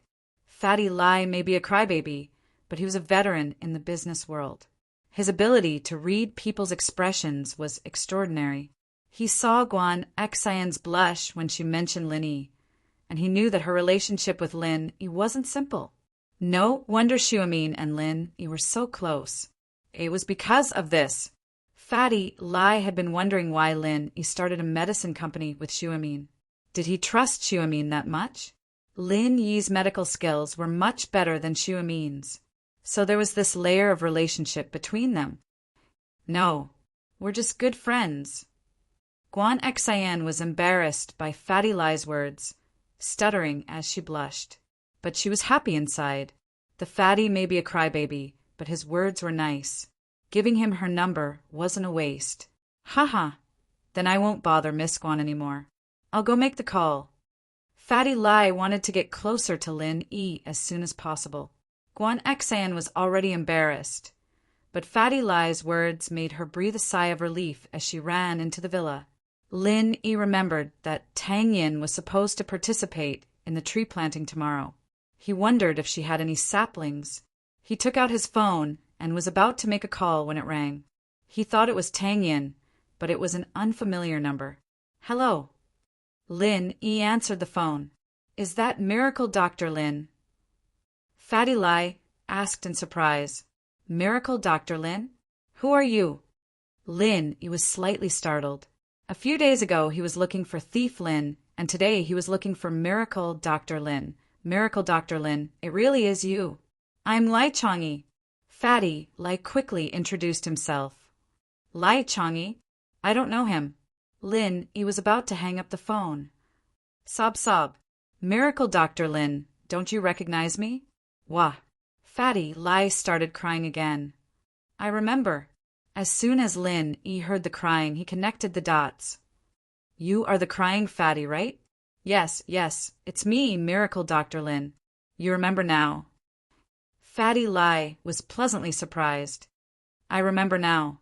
What's the matter? Lin Yi asked. It's like this. That pill of life extension and toxin cleansing is very effective. I'm here to pay for your medical fees. Should I transfer the money to you? Fatty Lai asked. Oh, that? No need. I told you it's for you. Lin Yi refused after hearing Fatty Lai's intentions. 100 million wasn't a small amount, and Lin Yi needed money. But that pill was covered in dog poop, and Kong Ming had thrown it away. Lin Yi couldn't just accept the money. How can I do that? You have to take the money, or my conscience will be hurt. Sob sob. Fatty Lai started crying again. Huh. Lin Yi was speechless. Isn't it good to save money for you? How about this? Miracle Dr. Lin. Don't you want to open a medical company? How about I give you an office building? I'm building a new building, and I'm planning to move my company there, but I don't need a lot of space. A few floors are enough. I wanted to rent out the rest, but I'll give it to you. What do you think? Fatty Lai asked. If you really want to give it to me, then give it to me. Lin Yi didn't reject the offer. It saved him the trouble of looking for another place. Okay, write your name on the deed. Fatty Lai was overjoyed that Lin Yi didn't reject him anymore. Write Grandpa Guan. Lin Yi wanted to say Guan Xuemin's name, but Xuemin probably wouldn't agree. Write it under Guan Xian's name. Okay, I'll remember it. Fatty Lai nodded quickly. Lin Yi and Guan Xian really had a close relationship. It seemed like his guess was right. Is there anything else? Lin Yi was in a hurry to call Tang Yin. He wasn't in the mood to waste time with Fatty Lai. Yes, that pill of life extension and toxin cleansing. Can you sell me another one? Fatty Lai stated his intentions. Oh, your old man won't die for a while. Lin Yi said, When the medical company opens in a few days, I'll take some out for auction. You can buy it then. Okay. As long as it's for sale. Fatty Lai didn't lack money. He didn't care if it was an auction or not. Sob, I'm so happy. Lin Yi hung up and let out a sigh of relief. This guy was too much of a drag. He couldn't take it anymore. He shook his head and dialed Tang Yun's number. Hello, Linny? What's up? Tang Yun had just returned home from the hospital when she received Lin Yi's call. We're planting trees at school tomorrow. Do you have a tree? Lin Yi asked. Yeah, do you want one? I have a lot in my yard. Tang Yun said. Just a couple of saplings will do. Ugh.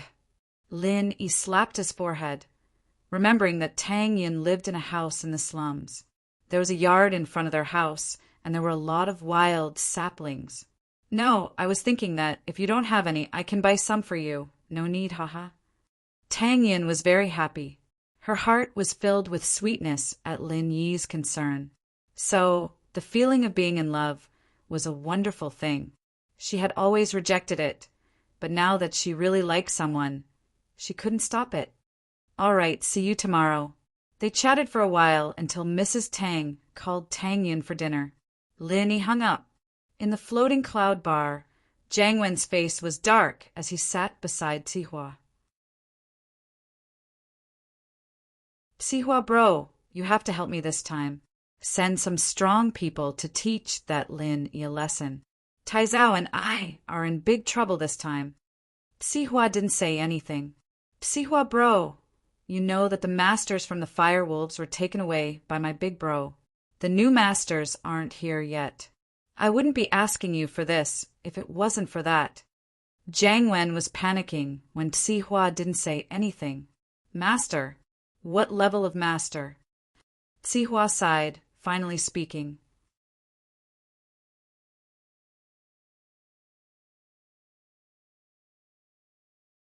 Chapter 433.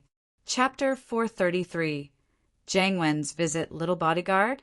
Sihua smiled coldly. Golden class, early phase. Is that so strong?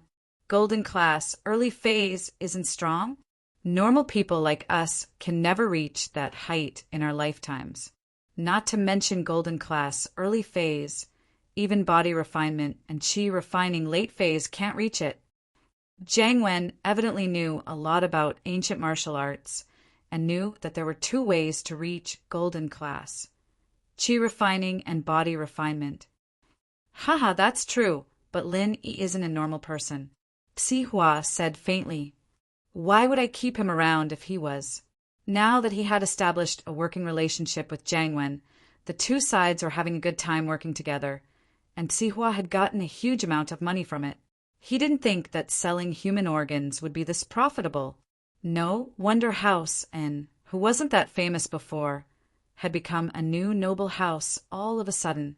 Sihua didn't want to have anything to do with Jiang Wen right now, and so he told the truth about Lin Yi. Not a normal person? What do you mean? Jiang Wen paused. Isn't he Meng Yao's bodyguard? Do you think anyone can be a bodyguard? Peng Zhan wouldn't have hired him to be Meng Yao's side if he wasn't capable at all. Sihua shook his head. Peng Zhan is a person like that. Even the shareholders of his company have masters protecting them, and that Faubert beside him must be at least golden class. Why would he put a piece of trash beside his beloved daughter? Sihua's analysis might sound convincing, but he'd underestimated Lin Yi before this. Many people were like that. They wouldn't be able to see the reality in front of them if they didn't experience it themselves. Jiang Wen's face changed. Lin Yi is a golden class as well. Humph, I'm a golden class early phase and a golden class late phase, and he killed them. Sihua roared. Do I hate him? Do I want him to die? Of course I hate him, of course I do. But I have no choice. I don't have the strength to fight him. What did you say? Sihua bro, are you saying that an early phase and a late phase golden class were killed by Lin Yi? Jiang Wen's eyes went wide as he stared at Sihua in horror. He felt as if his scalp was about to explode, a chill running down his spine. I'm not sure if he killed her, but it looks like a car accident. Sihua sighed, calming himself down. But I don't believe that 2 golden class masters would die in a car accident. Plus, I sent that early phase golden class master to test Lin Yi, and he didn't get any advantage. Jiang Wen was completely dumbfounded. He thought that Lin Yi was just a small fry who knew some kung fu, but it seemed like that wasn't the case at all. Not only was Lin Yi powerful, but he was also extremely powerful. So, if he's not a threat to you, just let him go for now. It's good for both of us. Sihua smiled bitterly. I, Sihua bro, have dominated Songshan for 5 years, and I can't do anything to a brat who just came here. Don't you think that's unfair? But I can tolerate this. Jiang Wen knew that Sihua wouldn't lie to him, and there was no reason for him to do so, especially since they were working together now. Sihua wouldn't want anything to happen to him and affect the cooperation. He's not a threat. Jiang Wen shook his head. He's just Mingyao's bodyguard, not her boyfriend.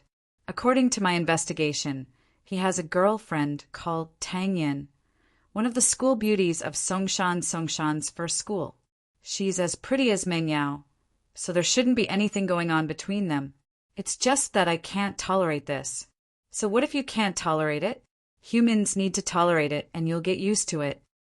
Sihua said with a wave of his hand. I wanted to do it with Tang Yin, but it seems like that's not a good idea anymore. Jiang Wen said. Don't, please don't. If you touch his woman, he'll never forgive you. Even if he's a late phase golden class, you won't be able to rest for the rest of your life. Sihua said quickly. Unless you have a master of a higher level by your side to protect you. Yes, you're right. I should change the way I treat Lin Yi. Since we can't be enemies, we should be friends. With him by Mengyao's side, he'll be like a spy, and I'll be able to keep track of Mengyao's movements. Jiang Wen thought it through quickly. That's the right way to think. Sihua raised his glass. Come, let's toast to our cooperation. Cheers!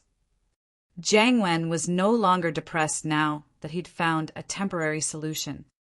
Sihua bro, the number of people you've been capturing has clearly decreased a lot. Not as much as the first 2 days. The firewolves aren't able to keep up with the demand. Masterin, you know that there's only so many beggars and vagrants in Songshan. We've caught most of them already, and the ones who got the news have run away. It's not easy for us to catch them. Sihua said. What about the disabled? There should be a lot of them, right? They're a weak group, and no one would care even if we capture them, right?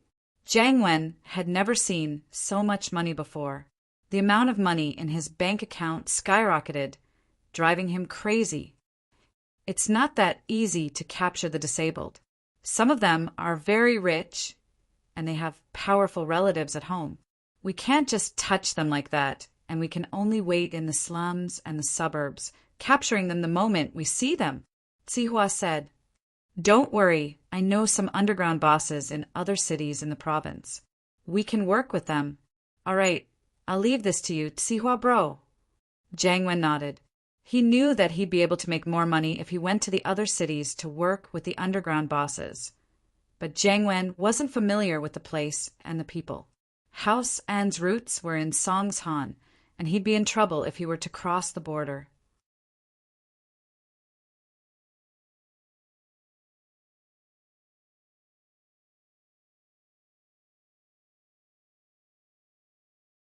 Chapter 434. Chapter 434. Too little Mingyao, on the other hand, sat on the side, her face cold as she chatted with Jiang Wen. Lin Yi, he's here for you. Come talk to him. Mingyao breathed out in relief when she saw Lin Yi. She got up and walked upstairs. Jiang Wen smiled bitterly. He was here for Lin Yi, but he also wanted to get closer to Mingyao. It was like he was here for Lin Yi, and Mingyao wasn't welcoming him at all. Jiang Wen didn't know what he'd done wrong. His relationship with Mingyao was getting worse and worse. Bro Lin, come sit. Jiang Wen greeted Lin Yi warmly. It's been a few days. I've really missed you. Lin Yi felt a chill run down his spine. Could it be that Jiang Wen's sexual orientation changed because of the medicine? He walked over and sat on the sofa 1 meter away from Jiang Wen. Masterin, what's up? Did that doll feel good? Jiang Wen's face changed. He didn't think that Lin Yi was ready to go all out with him today. But Jiang Wen wasn't planning on going all out with Lin Yi today. He was here to show his friendliness to Lin Yi. And so, Jiang Wen suppressed his anger. Haha, lil bro Lin Yi, you're joking. I was just joking last time. That blow-up doll wasn't too bad, no different from a real person. Bro Lin, do you want to try? I'll pass. You play with it yourself. Lin Yi shook his head, wondering what kind of tricks the kid was up to this time. Lin Yi didn't believe that Jiang Wen didn't care about what happened before at all. There was no way he'd be that magnanimous. There had to be something going on. The kid had to have something up his sleeves. Lin Yi raised his guard. Haha, that's fine. Bro Lin has a pretty girlfriend. You don't need these things, haha. I heard she's the school beauty, as famous as Yao Yao sis. Jiang Wen smiled. What do you want to do? Lin Yi's face darkened and his attitude became cold. This guy wanted to make a move on Tang Yin. Lin Yi wouldn't let him off so easily if he wanted to do anything to Tang Yin. I'm a poor person. Although I don't like to give things to others, I don't mind giving you a coffin. Jiang Wen was a little pissed off at Lin Yi's threat, but when he thought about the 2 golden class masters that had died under Zihua's hands, he calmed down. Compared to those 2 golden class masters, he was nothing. Threatening Lin Yi like that was asking for death. Brother Lin, you've misunderstood. I'm just congratulating Brother Lin for bringing home the beauty. I don't mean anything else. Jiang Wen quickly explained, feeling lucky that he went to Zihua first and didn't do anything to Tang Yin. Otherwise, he'd be dead by now. Oh, Lin Yi nodded faintly and waited for Jiang Wen to continue. He didn't know what he meant. It's like this. You've brought home the beauty, but I'm still alone. Jiang Wen said, You're always by Yao Yao Sis's side. You can always get news about her, right? And Lin Yi asked, I feel that Yao Yao Sis is a lot colder to me. Does she have a boyfriend or someone she likes? Do you know? Jiang Wen asked. How would I know? Lin Yi shook his head. Why would I research that stuff? That's true. Lin Yi bro, you have a girlfriend. You don't have to worry about that anymore. But I don't. I've been chasing after Meng Yao for so many years. You don't know how a hungry man feels. Jiang Wen's voice was very serious. I've wronged you before because I thought you were Meng Yao's boyfriend. But now that I've done my research, we don't have anything against each other at all. We can totally be friends. Oh, I would have been in trouble if I hadn't been alert. Lin Yi didn't pity him at all. What did it have to do with him, whether Jiang Wen got Meng Yao or not? Lin Yi couldn't let someone as dangerous as Jiang Wen get close to Meng Yao. Jiang Wen was a little embarrassed. We got to know each other after a fight. Plus, you didn't lose anything, Brother Lin. Oh, then what do you want me to do? Lin Yi wasn't in the mood to argue with him. He wanted to know what Jiang Wen's real intentions were. Lil bro Lin, you see Meng Yao all the time, both at school and at home. Can you help me keep an eye out for guys who get really close to her? Or if there's any news, can you let me know right away? Jiang Wen said. You want me to be a spy? Lin Yi understood what Jiang Wen was getting at. Yeah, that's about it. Jiang Wen nodded. That's not an easy job. You know that I'm employed by Mr. Pingzhan. How can I be a spy for someone else? Lin Yi looked at Jiang Wen. Of course, I won't let you do it for free. There'll be benefits. Jiang Wen saw that Lin Yi wasn't giving him a definite answer. There should be some room for negotiation. I'll pay you. Oh, that's fine. 500,000 a month. That'll be enough to help you. Lin Yi said directly. 500,000. Jiang Wen paused. He was thinking of giving Lin Yi 100,000 at most. He didn't expect Lin Yi to ask for 500,000 a month. Forget it if you think it's too much. I don't really want to do it. It's very dangerous. It's not worth it to lose my job for such a small amount of money. Lin Yi said faintly. 500,000 was a small amount? Jiang Wen felt a little dizzy. But when he thought about how Lin Yi might be a late-phase golden class, he didn't think it was strange anymore. Hiring a late-phase golden class as a bodyguard wouldn't be cheap. The early-phase golden class with his brother cost $5 million a year. Not to mention that Lin Yi was a late-phase golden class. Thinking about it that way, Jiang Wen felt a lot better. 500,000 was only the price of selling a kidney. It wasn't a lot anymore. All right, 500,000. I'll leave everything to you, Brother Lin, Jiang Wen said. Give me your bank account number. I'll transfer it to you directly. Lin Yi told Jiang Wen his bank account number and sent him away. Yushu popped her head out of the washroom. Shield bro, why did you only ask for 500,000? It's too little.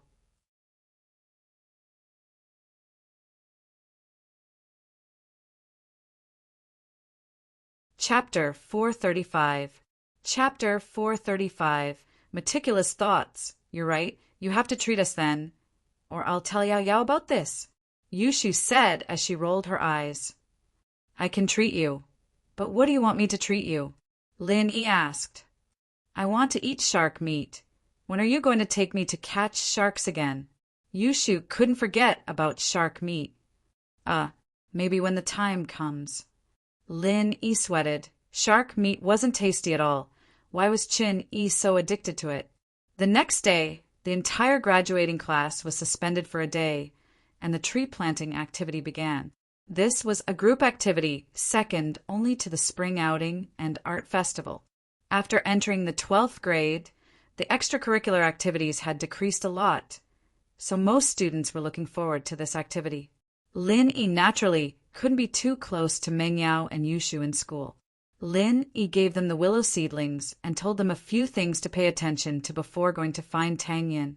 Tang Yin brought an elm seedling, which was one of the easiest to grow, similar to Lin Yi's willow. Tang Yin was very happy to see Lin Yi walking over, but hesitated. She had accepted Lin Yi from the bottom of her heart, but walking with Lin Yi in front of so many students was still a little embarrassing. Let's go there. There's less people there. Tang Yin pointed at an empty space not far away. Okay. Lin Yi nodded and went to hold Tang Yin's hand. Tang Yin jumped in fright and tried to run away like a rabbit. She dodged to the side, but she was afraid that Lin Yi wouldn't be happy, so she dodged back and looked around. Only after making sure that no one was looking did she give her hand to Lin Yi. Lin Yi couldn't help but find it funny looking at Tang Yin's timid face, but he had the urge to protect her even more. She was a cute girl. I'll carry it for you. Lin Yi saw the shovel and seedlings in Tang Yin's hands and grabbed them. It wasn't much for him, but it was a bit heavy for Tang Yin. They found a place with fewer people, and Lin Yi placed the seedlings on the ground, preparing to dig a hole. This seems to be Zhou Ruoming's turf. He used to plant trees around here and wouldn't let anyone plant here. Tang Yin looked around and said to Lin Yi, I was wondering why there were so few people here. Let's do it here then. Lin Yi heard that it was Zhou Ruoming's turf. Tang Yin heard Lin Yi's words and couldn't help but laugh. She covered her mouth and laughed. She couldn't hide from Zhou Ruoming before. She didn't dare get close to him, but now he was planting trees in his turf. Ming bro, isn't that your turf? Why did someone take it over? Yun Lingxi carried the seedlings and looked up to see that their turf had been taken over. How dare someone plant trees in my turf? I'll dig up their trees and throw them away. Ruoming was infuriated by Yun Lingxi's words as well. He was about to run over when he suddenly stopped in his tracks. Wah! It's Lin Yi.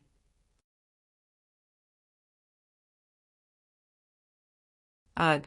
Are we still going to chase them away? Yun Lingxi asked carefully. Chase my ass, let's go help them. Zhou Ruoming didn't dare to provoke Lin Yi. He quickly put on a smile and walked over. Boss Lin, are you planting trees with sis-in-law? I heard that they took over your turf. Do you want me to change it? Lin Yi looked at Zhou Ruoming and asked faintly.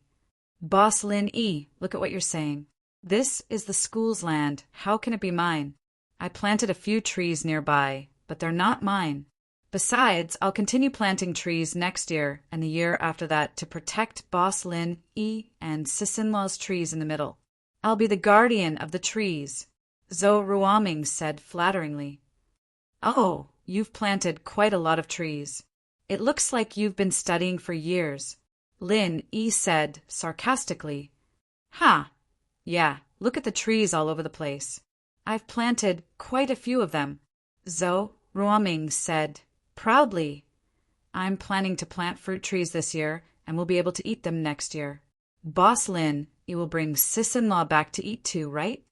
Let's talk about it when we're free. Lin Yi was speechless. This Zhou Ruoming wanted to continue studying in high school and never graduate? Tang Yan's body was shaking from laughter. With her bright and beautiful face, she looked like a flower. Zhou Ruoming was also stunned, but he didn't dare to stare too much. He knew that Tang Yan was no longer the Tang Yan of the past. If he still had any improper thoughts, the consequences would be unimaginable. Lingxi, come. Let's help Boss Lin Yi dig a hole. Zhou Ruoming stretched his arms and got ready to work. In the past, he would find a labor to do this, but today he had to do it himself. He wanted to calm Lin Yi's anger as soon as possible. Otherwise, if Lin Yi came looking for them, their family would be finished. Even Uncle Yen wasn't Lin Yi's opponent. What was he? All right, you don't have to do it. Go away. Lin Yi looked at Zhou Ruoming's clumsy look and frowned. You just need to stay away from me and Tang Yan from now on. Don't worry, I don't care about small fries. Yes, then I'll go. Zhou Ruoming heard Lin Yi's words and was overjoyed. His personal safety was guaranteed. Although he was seen as a small fry by Lin Yi, even if he was seen as an ant, as long as Lin Yi didn't come looking for trouble, he would accept it. After Zhou Ruoming left, Lin Yi quickly dug 2 holes. This kind of thing couldn't be easier for Lin Yi. It was much easier than Zhou Ruoming. Shock flashed through Tang Yan's eyes. Only now did Tang Yan understand that Lin Yi wasn't some young master at all. He was the same as her. He had suffered a lot. But today's achievement was the result of his own hard work. But the more it was like this, the more Tang Yan felt uneasy.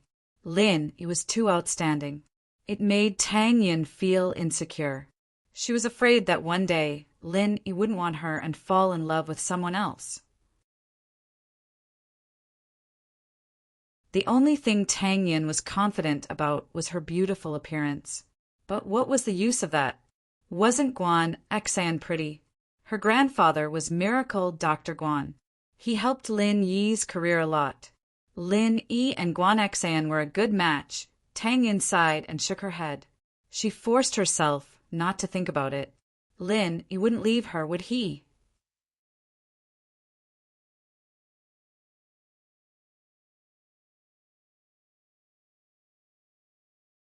Chapter 436. The lonely Xiao Xiao Xiao Xiao was watching Lin Yi and Tang Yan coldly from afar, her face cold. Who knew what she was thinking? Lil sis Xiao Xiao, when are you going to blow up Lin Yi? Pin Liang asked, rubbing his palms together. Your fireworks aren't even ready yet. How am I supposed to blow him up? Xiao Xiao glared at him. Is your plan going to work or not? Don't let Lin Yi find out. He probably won't. Plus, we'll light up the firecrackers after we're sure it's on him and blow his ass up. We'll embarrass him to death. Pin Liang imagined Lin Yi's ass turning red from the explosion, making a fool of himself in front of the whole school. This was his dream. All right, but when will your firestones arrive? Xiao Xiao asked, looking at the dumbfounded Pin Liang. Soon. I've called a couple of times already. Pin Liang said. They're flying it over right now. It's called the Eskimo tree. Oh. Xiao Xiao looked at Pinliang oddly. Only a crazy person like him would fly a tree over. You play then, I'll be going back. Xiao Xiao turned and walked back to the school building. One had to admit Xiao Xiao was the weakest of the big four, and yet she could order the second and third of the big four around. How cool was that? Xiao Xiao, on the other hand, was lonely. She didn't have a single true friend. She looked at the stupid Yushu, next to Meng Yao, and the Kong Xiaobo next to Lin Yi. Xiao Xiao was a little envious.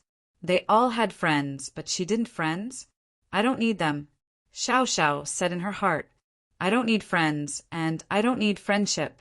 I'll just be happy by myself, and I don't need to be separated by death. Liang bro, why do I feel like Xiao Xiao's in a bad mood?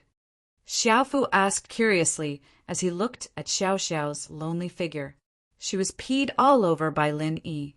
If it were you, would you be in a good mood? Pinliang curled his lips disapprovingly.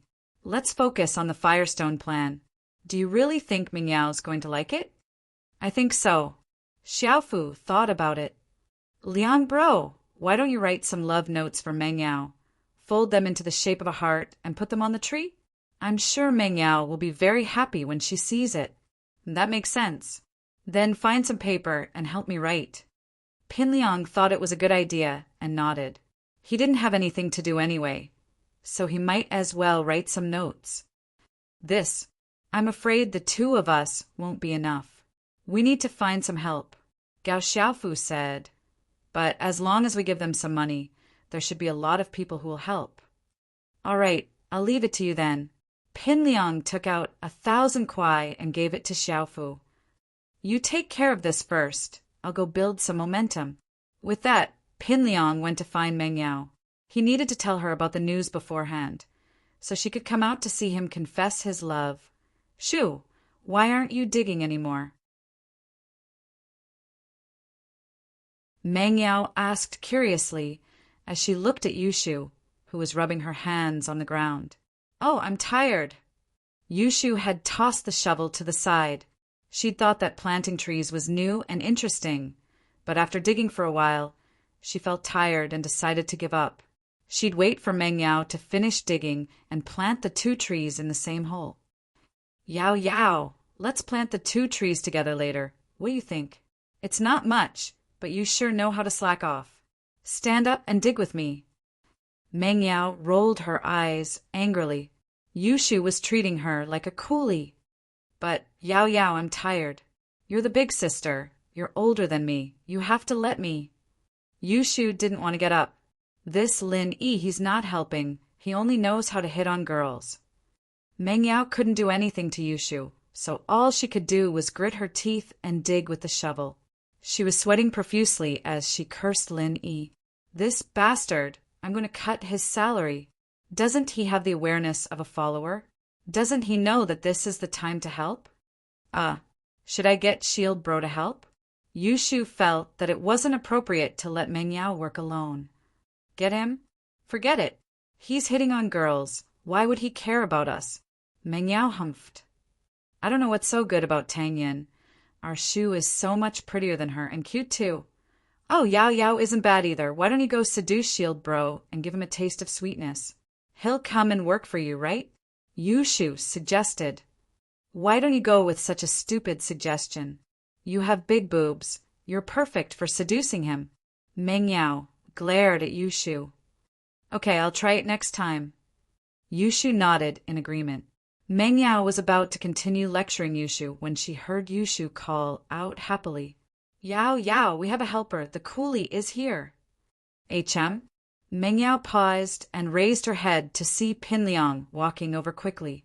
She asked in a low voice, You're not talking about Pinliang, are you? Hee. Yeah, free coolie like him. It'd be a waste not to use him. Yushu waved at Pinliang. Liang, Yao Yao is calling you. Pinliang was overjoyed when Yushu called him pretty. Pinliang wore a casual suit to match the fireworks tonight, and he thought that Meng Yao thought he looked more handsome because of the suit. He ran over happily.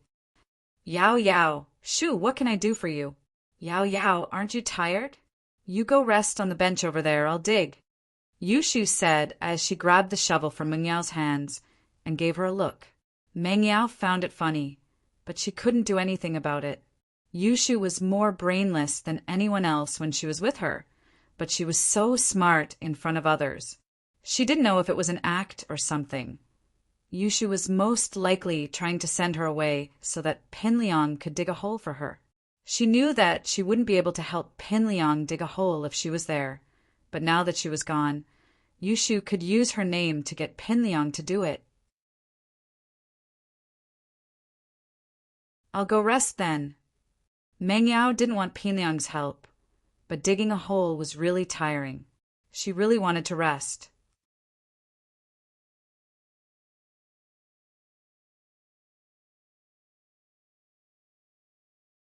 Chapter 437. Hiring. Coolie's Pin Liang wanted to talk to Yushu about the fireworks tonight without Meng Yao, but it wasn't a good idea to do it in front of Meng Yao. If Meng Yao didn't give him face and rejected him outright, Pin Liang would be in a very bad spot. He wouldn't even have a chance to turn things around then. As a result, Pin Liang planned to talk to Yushu first. As long as Yushu was willing to help, he'd be able to trick Meng Yao into coming out. He was sure that Meng Yao would definitely come out to see his fireworks show, and maybe she'd even fall in love with him. Yao Yao, go get some rest. Shu's right, you need some rest, Pin Liang said, following Yushu's lead. Meng Yao was more than happy that Pin Liang wouldn't bother her anymore. Since he'd asked her to leave, Meng Yao naturally wouldn't reject him. Yushu blinked at Pin Liang after Meng Yao left. Liang-yi, what do you need from me? Just say it. Ugh. How did you know? Pin Liang blinked. This Yushu really knew how to predict things. When have you ever come to me without asking for my help? Yushu grinned as she handed the shovel to Pin Liang. Dig a hole for me first, then tell me what's going on. Okay. Pin Liang quickly took the shovel and started digging, looking at Yushu gratefully. She'd always been a troublemaker when he asked for her help before, but she was being nice today. Meng Yao would have fainted if she'd known about this. Yushu hadn't even promised Pin Liang anything yet, and all she did was treat him nicely. Pin Liang was probably the only idiot in this world who'd fall for something like that. I'm thirsty. Get your lackey to get me some cold drinks, Yushu said as she sat down on a pile of dirt, hugging her legs. Okay. Pin Liang called out to Xiaofu, who wasn't far away. Xiaofu, go get some drinks, make it cold. Come back quick. Xiaofu left to get the drinks, and Pin Liang finally spoke up. Shu, I really do have something I need to get rid of you for. Oh, say it. What's the matter? I'll see if it's okay. Yushu nodded carelessly, a little unhappy that Pin Liang had stopped digging. I'll do it myself if you don't want to. You don't need to say anything. Let me finish first. I'll dig. How can I let you dig? Pin Liang jumped and started digging again. I'll tell you as I dig. Here's the thing. There's a tree called the Eskimo tree, and it's said to be a symbol of love. Legend has it that if you confess your love to a girl under this tree, she'll fall in love. You're not going to tell me that you brought an Eskimo tree here, are you? Chun Yushu asked. How could there be such an idiot in this world? How could he believe such an unreliable legend? Yeah, I sent one over by air. I've already asked Xiaofu to write some confession notes and hang them on the tree, Pin Liang said. Is that so? Yushu replied indifferently as she played with her phone. Of course, that's not the main show. I've prepared a show called Fireworks That Never Sleeps. I'm going to release fireworks on the tree and turn them into Yao Yao's name in the sky to confess my love to her. Pin Liang didn't know if Yushu was listening to him. He gritted his teeth in anger, but he didn't dare get angry. Oh, there's fireworks. That's fun. I'll definitely go see it. Don't worry, I'll bring Yao Yao with me. Yushu, naturally, wanted to see the magical fireworks. That's great. Pin Liang was overjoyed, and his digging speed increased. It wasn't long before he had a big hole. Shu, do you think this hole will work? Sure, you can dig another one next to it. Yushu nodded, satisfied. Again, Pinliang's face turned bitter. One was already tiring enough, and he still had to dig another one? This one's mine. You can dig another one for Yao Yao, but it's fine if you don't want to. I'll call Yao Yao over and tell her that you don't want to help her. Yushu stood up and went to call Meng Yao. Don't. Pinliang almost cried. He had worked so hard for so long just to dig for Meng Yao. If Yushu yelled at him like that, all his effort would go to waste. Who knew? Yushu might do something bad to him and ruin the night. With that thought, Pinliang gritted his teeth. I'll keep digging. How can I let you and Yao Yao do it? Leave these things to us men. Then you can continue. Yao Yao said that she likes stronger guys, Yushu said as she sat down. I'm strong. Look at me, I'm not tired at all. I'm only using 30% of my strength. I can still speed up, Pinliang said quickly. It wasn't long before Xiaofu came running over with a few bottles of drinks. Liang bro, I bought them. Is this enough? It's enough. Pinliang waved his hand, signaling Xiaofu to leave. He handed 2 bottles to Yushu. Give one to Yao Yao as well. Yeah, I'll go then. Take your time. Call me when you're done. Yushu said as she took the drinks and ran over to Meng Yao. Pinliang was sweating profusely as he dug with the shovel. He was trying to show off how strong he was. He was tired, but he was gritting his teeth with a smile on his face. Yao Yao, here's a bottle. Yushu handed one to Meng Yao. I'm not drinking. You drink it yourself. Meng Yao shook her head. She was usually careful not to leave any openings for Pinliang, especially when it came to things like this. Then I'll drink it myself. Yushu didn't care. She was already used to blackmailing Pinliang. You tricked him into digging. Meng Yao frowned as she watched Pinliang work hard. No, I just said that Yao Yao likes strong guys and he wanted to show off. Yushu said with a smile. Since when do I like strong guys? Meng Yao blinked. She didn't expect Yushu to come up with an excuse like this to trick Pinliang. Isn't Shield Bro very strong? You don't like him? Yushu asked.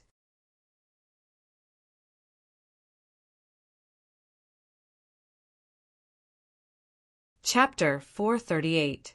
And 4. Drip Pinliang was drenched in sweat after digging 2 holes, but he could almost see Meng Yao looking at him with a face full of admiration. Liang bro, you really are my Prince Charming. Pinliang wiped the sweat off his forehead, feeling energized from head to toe. He wasn't tired anymore. He was daydreaming when Yushu walked over with a grin on her face. Liang, Yao Yao's asking if you're tired. I'm not tired, it's only been a while. I'm not tired at all. It wouldn't be a problem for me to dig 8 to 10 of these holes in one go. Pinliang said, Oh, that's great. Yao Yao said that she likes strong and helpful guys the most. So go help others dig their holes. Yushu said, Ah.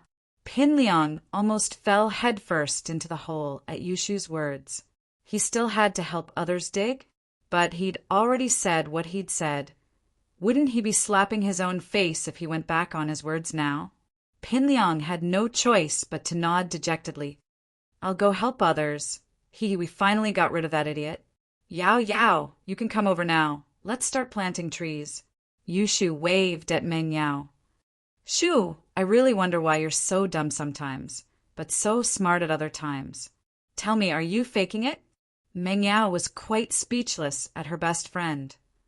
Oh no, I'm a kid when I'm with Yao Yao. Yushu pulled on Meng Yao's arm. I'm not dumb. All right, you're not dumb. I believe you. Meng Yao shook her head, deciding not to dwell on the problem. She picked up the sapling and started planting it. After a while, Meng Yao and Yushu finished planting the saplings and were about to head back to the classroom to rest when a couple of workers came running over with a strangely shaped sapling in their hands. Pinliang was at the front, directing them. Pinliang was so tired that his limbs were numb, but he had to act like he was fine in front of Meng Yao. Be careful, guys, this is an imported sapling, don't damage it. He waved his arms and legs around. Be careful, this is an imported sapling, don't break it. Yao Yao, look, Someone's really doing that stupid thing you said. Yushu pointed at Pinliang's Eskimo tree excitedly. Look, that tree's getting in 4 drip too. Meng Yao was speechless. Was Pinliang really that dumb? He'd gotten a tree within 4 drip? The tree would probably die if he didn't do that. Let's go back to class. Don't worry about him. All right. Yushu wanted to watch the show a little longer, but Pinliang still needed some time to prepare that firecracker silver flower. It wouldn't be too late to come out and watch when he was done. But Meng Yao and Yushu were just about to leave when Pinliang couldn't take it anymore, falling headfirst onto the ground. He really couldn't take it anymore. His legs were weak from all the digging, and he hadn't eaten anything since it was almost noon. His stomach was rumbling with hunger, and there was no way he'd be able to take it anymore. Yao, Yao, Pinliang seems to have fainted. Yushu said, wanting to watch the show. Who cares? Someone will take care of it. Meng Yao didn't want to care about Pinliang's life. Just one look, I'll come back right away, all right? Yushu wasn't the type to pass up a show like this. All right, I'll take a look from afar. Meng Yao nodded, having no other choice. Yushu, on the other hand, quickly ran over. Xiaofu was frantically trying to help Pinliang up. Liang bro, what's wrong? I'll take a look. Yushu ran over to Pinliang. Xiaofu didn't know if he should let Yushu take a look or not. But if even Pinliang didn't dare offend Yushu, how could he? He made space for her to come over. Oh, I know, he must be too weak. Just give him some nutrient fluid, and he'll be fine. Yushu's eyes darted around as she pulled out the needle from the Eskimo tree beside Pinliang and stuck it into Pinliang's, but the eyes of the bystanders wide, the nutrient fluid for plants could be used on a person? Xiaofu's face changed, almost having a heart attack. Pinliang wouldn't die, would he? Ouch! Pinliang was woken up by the pain. How thick was the needle for the tree? Wouldn't it hurt like hell if it stuck him in the butt? Look, you're awake, aren't you? Yushu said proudly. I'm a miracle doctor. The bystanders almost fainted at Yushu's words. You call yourself a miracle doctor? But Pinliang did wake up. Yushu, of course, wasn't an idiot. She wouldn't murder someone in front of so many bystanders. There was a lot of meat on his, and it wouldn't hurt much. All right, you don't need to thank me. I'm leaving. With that, Yushu turned and ran away, but when Pinliang turned his head to look at the huge needle sticking out of his, but he fainted again from the shock. What do we do? He fainted again. Should we pull the needle out and stick it in again? Xiaofu said, troubled as he looked at the unconscious Pinliang. Shu, how can you just do that? What if you kill him? Meng Yao said, shocked by Yushu's actions. Hee, I won't. I picked the fleshy parts to stick it in. Yushu said. Meng Yao didn't know what to say. Wasn't her best friend a little too cruel? Xiaolong called a couple of pet shops, but none of them had purebred German shepherds. There were purebred German shepherds, but Xiaolong compared them with dog poop. There was still quite a difference. So Xiaolong decided to get a purebred German shepherd. He asked around and found out that purebred German shepherds needed to be ordered, but the order period wasn't clear yet. It was a more expensive breed, and the pet shop would usually contact the supplier after there was a buyer. Xiaolong was in a rush, and naturally he couldn't wait for them to order. He could only use his connections to find out if there were any German shepherds in Donghai, and he really did find out. The owner of a big hotel in Donghai had a German shepherd, and coincidentally he was a friend of Xiaolong's grandpa. He even went to Xiaolong's birthday celebration.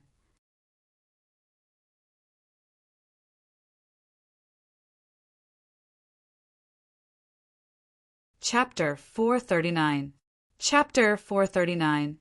Testing this was a serious matter that concerned the future of House Kong, and so Dr. Kong took it very seriously. He called the owner of the hotel after talking to Xiaolong.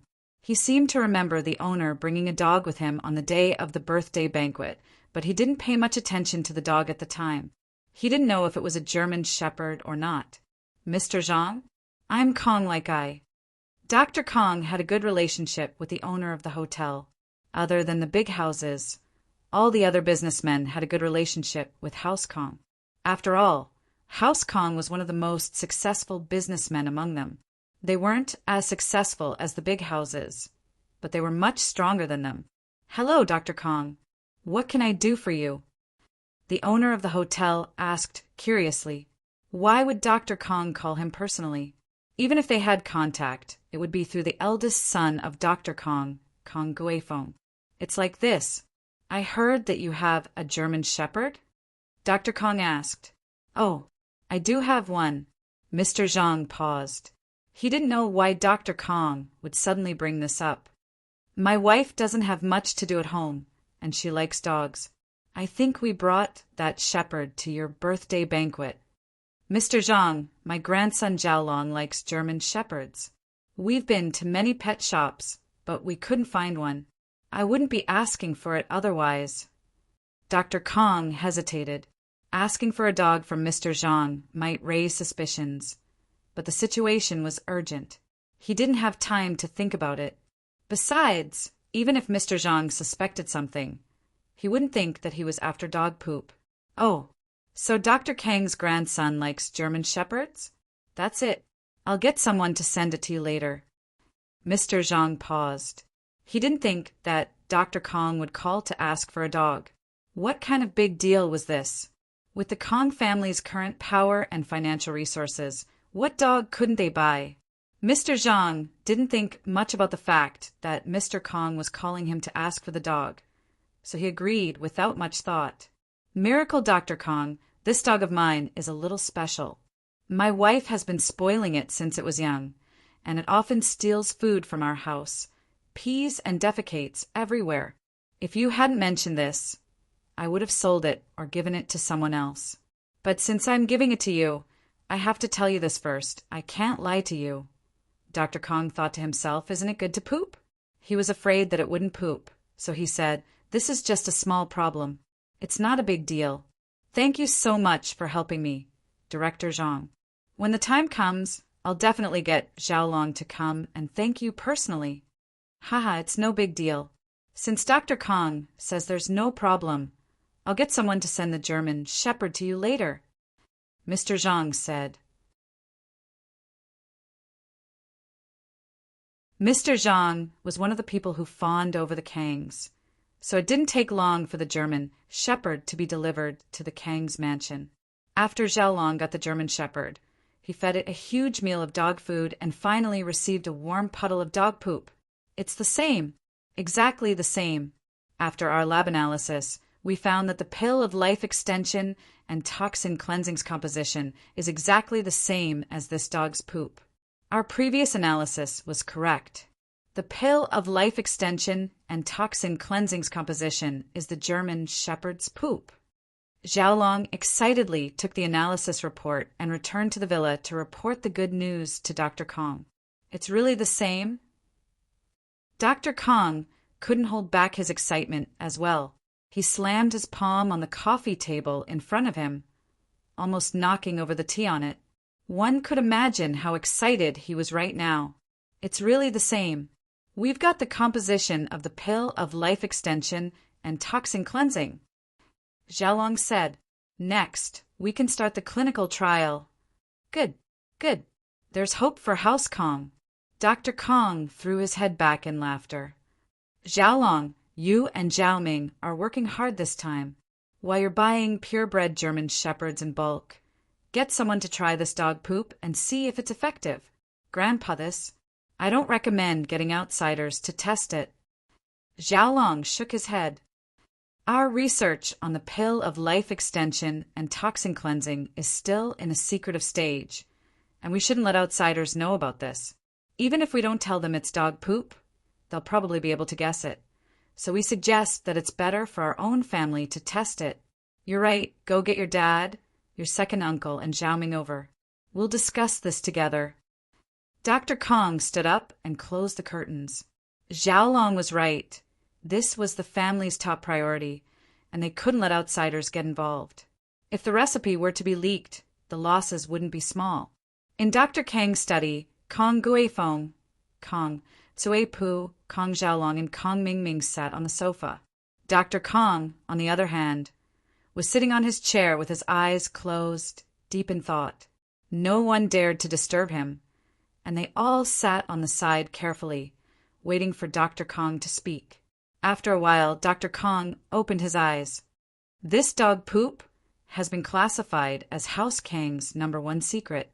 Only the few of us know about it. Don't tell anyone else, including your current and future wives. Understood? Kong Guifeng knew the importance of this. Once the pill of life extension and toxin cleansing was successfully developed, House Kong would be in a completely different position.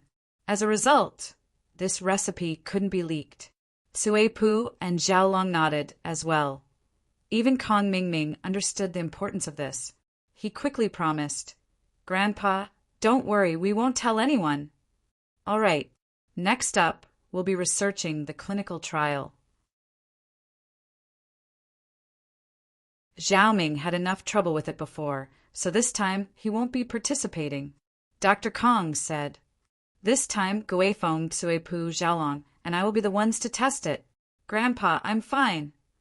Kong Mingming had been full of energy ever since he'd taken half of the pill of life extension and toxin cleansing. Naturally, he wanted to participate as well. "Since you've requested it, then let's participate as well. Dog poop doesn't go bad, even if it doesn't taste good." Dr. Kong nodded, not insisting. "I'll take the remaining half of the pill of life extension and toxin cleansing. You guys split the dog poop."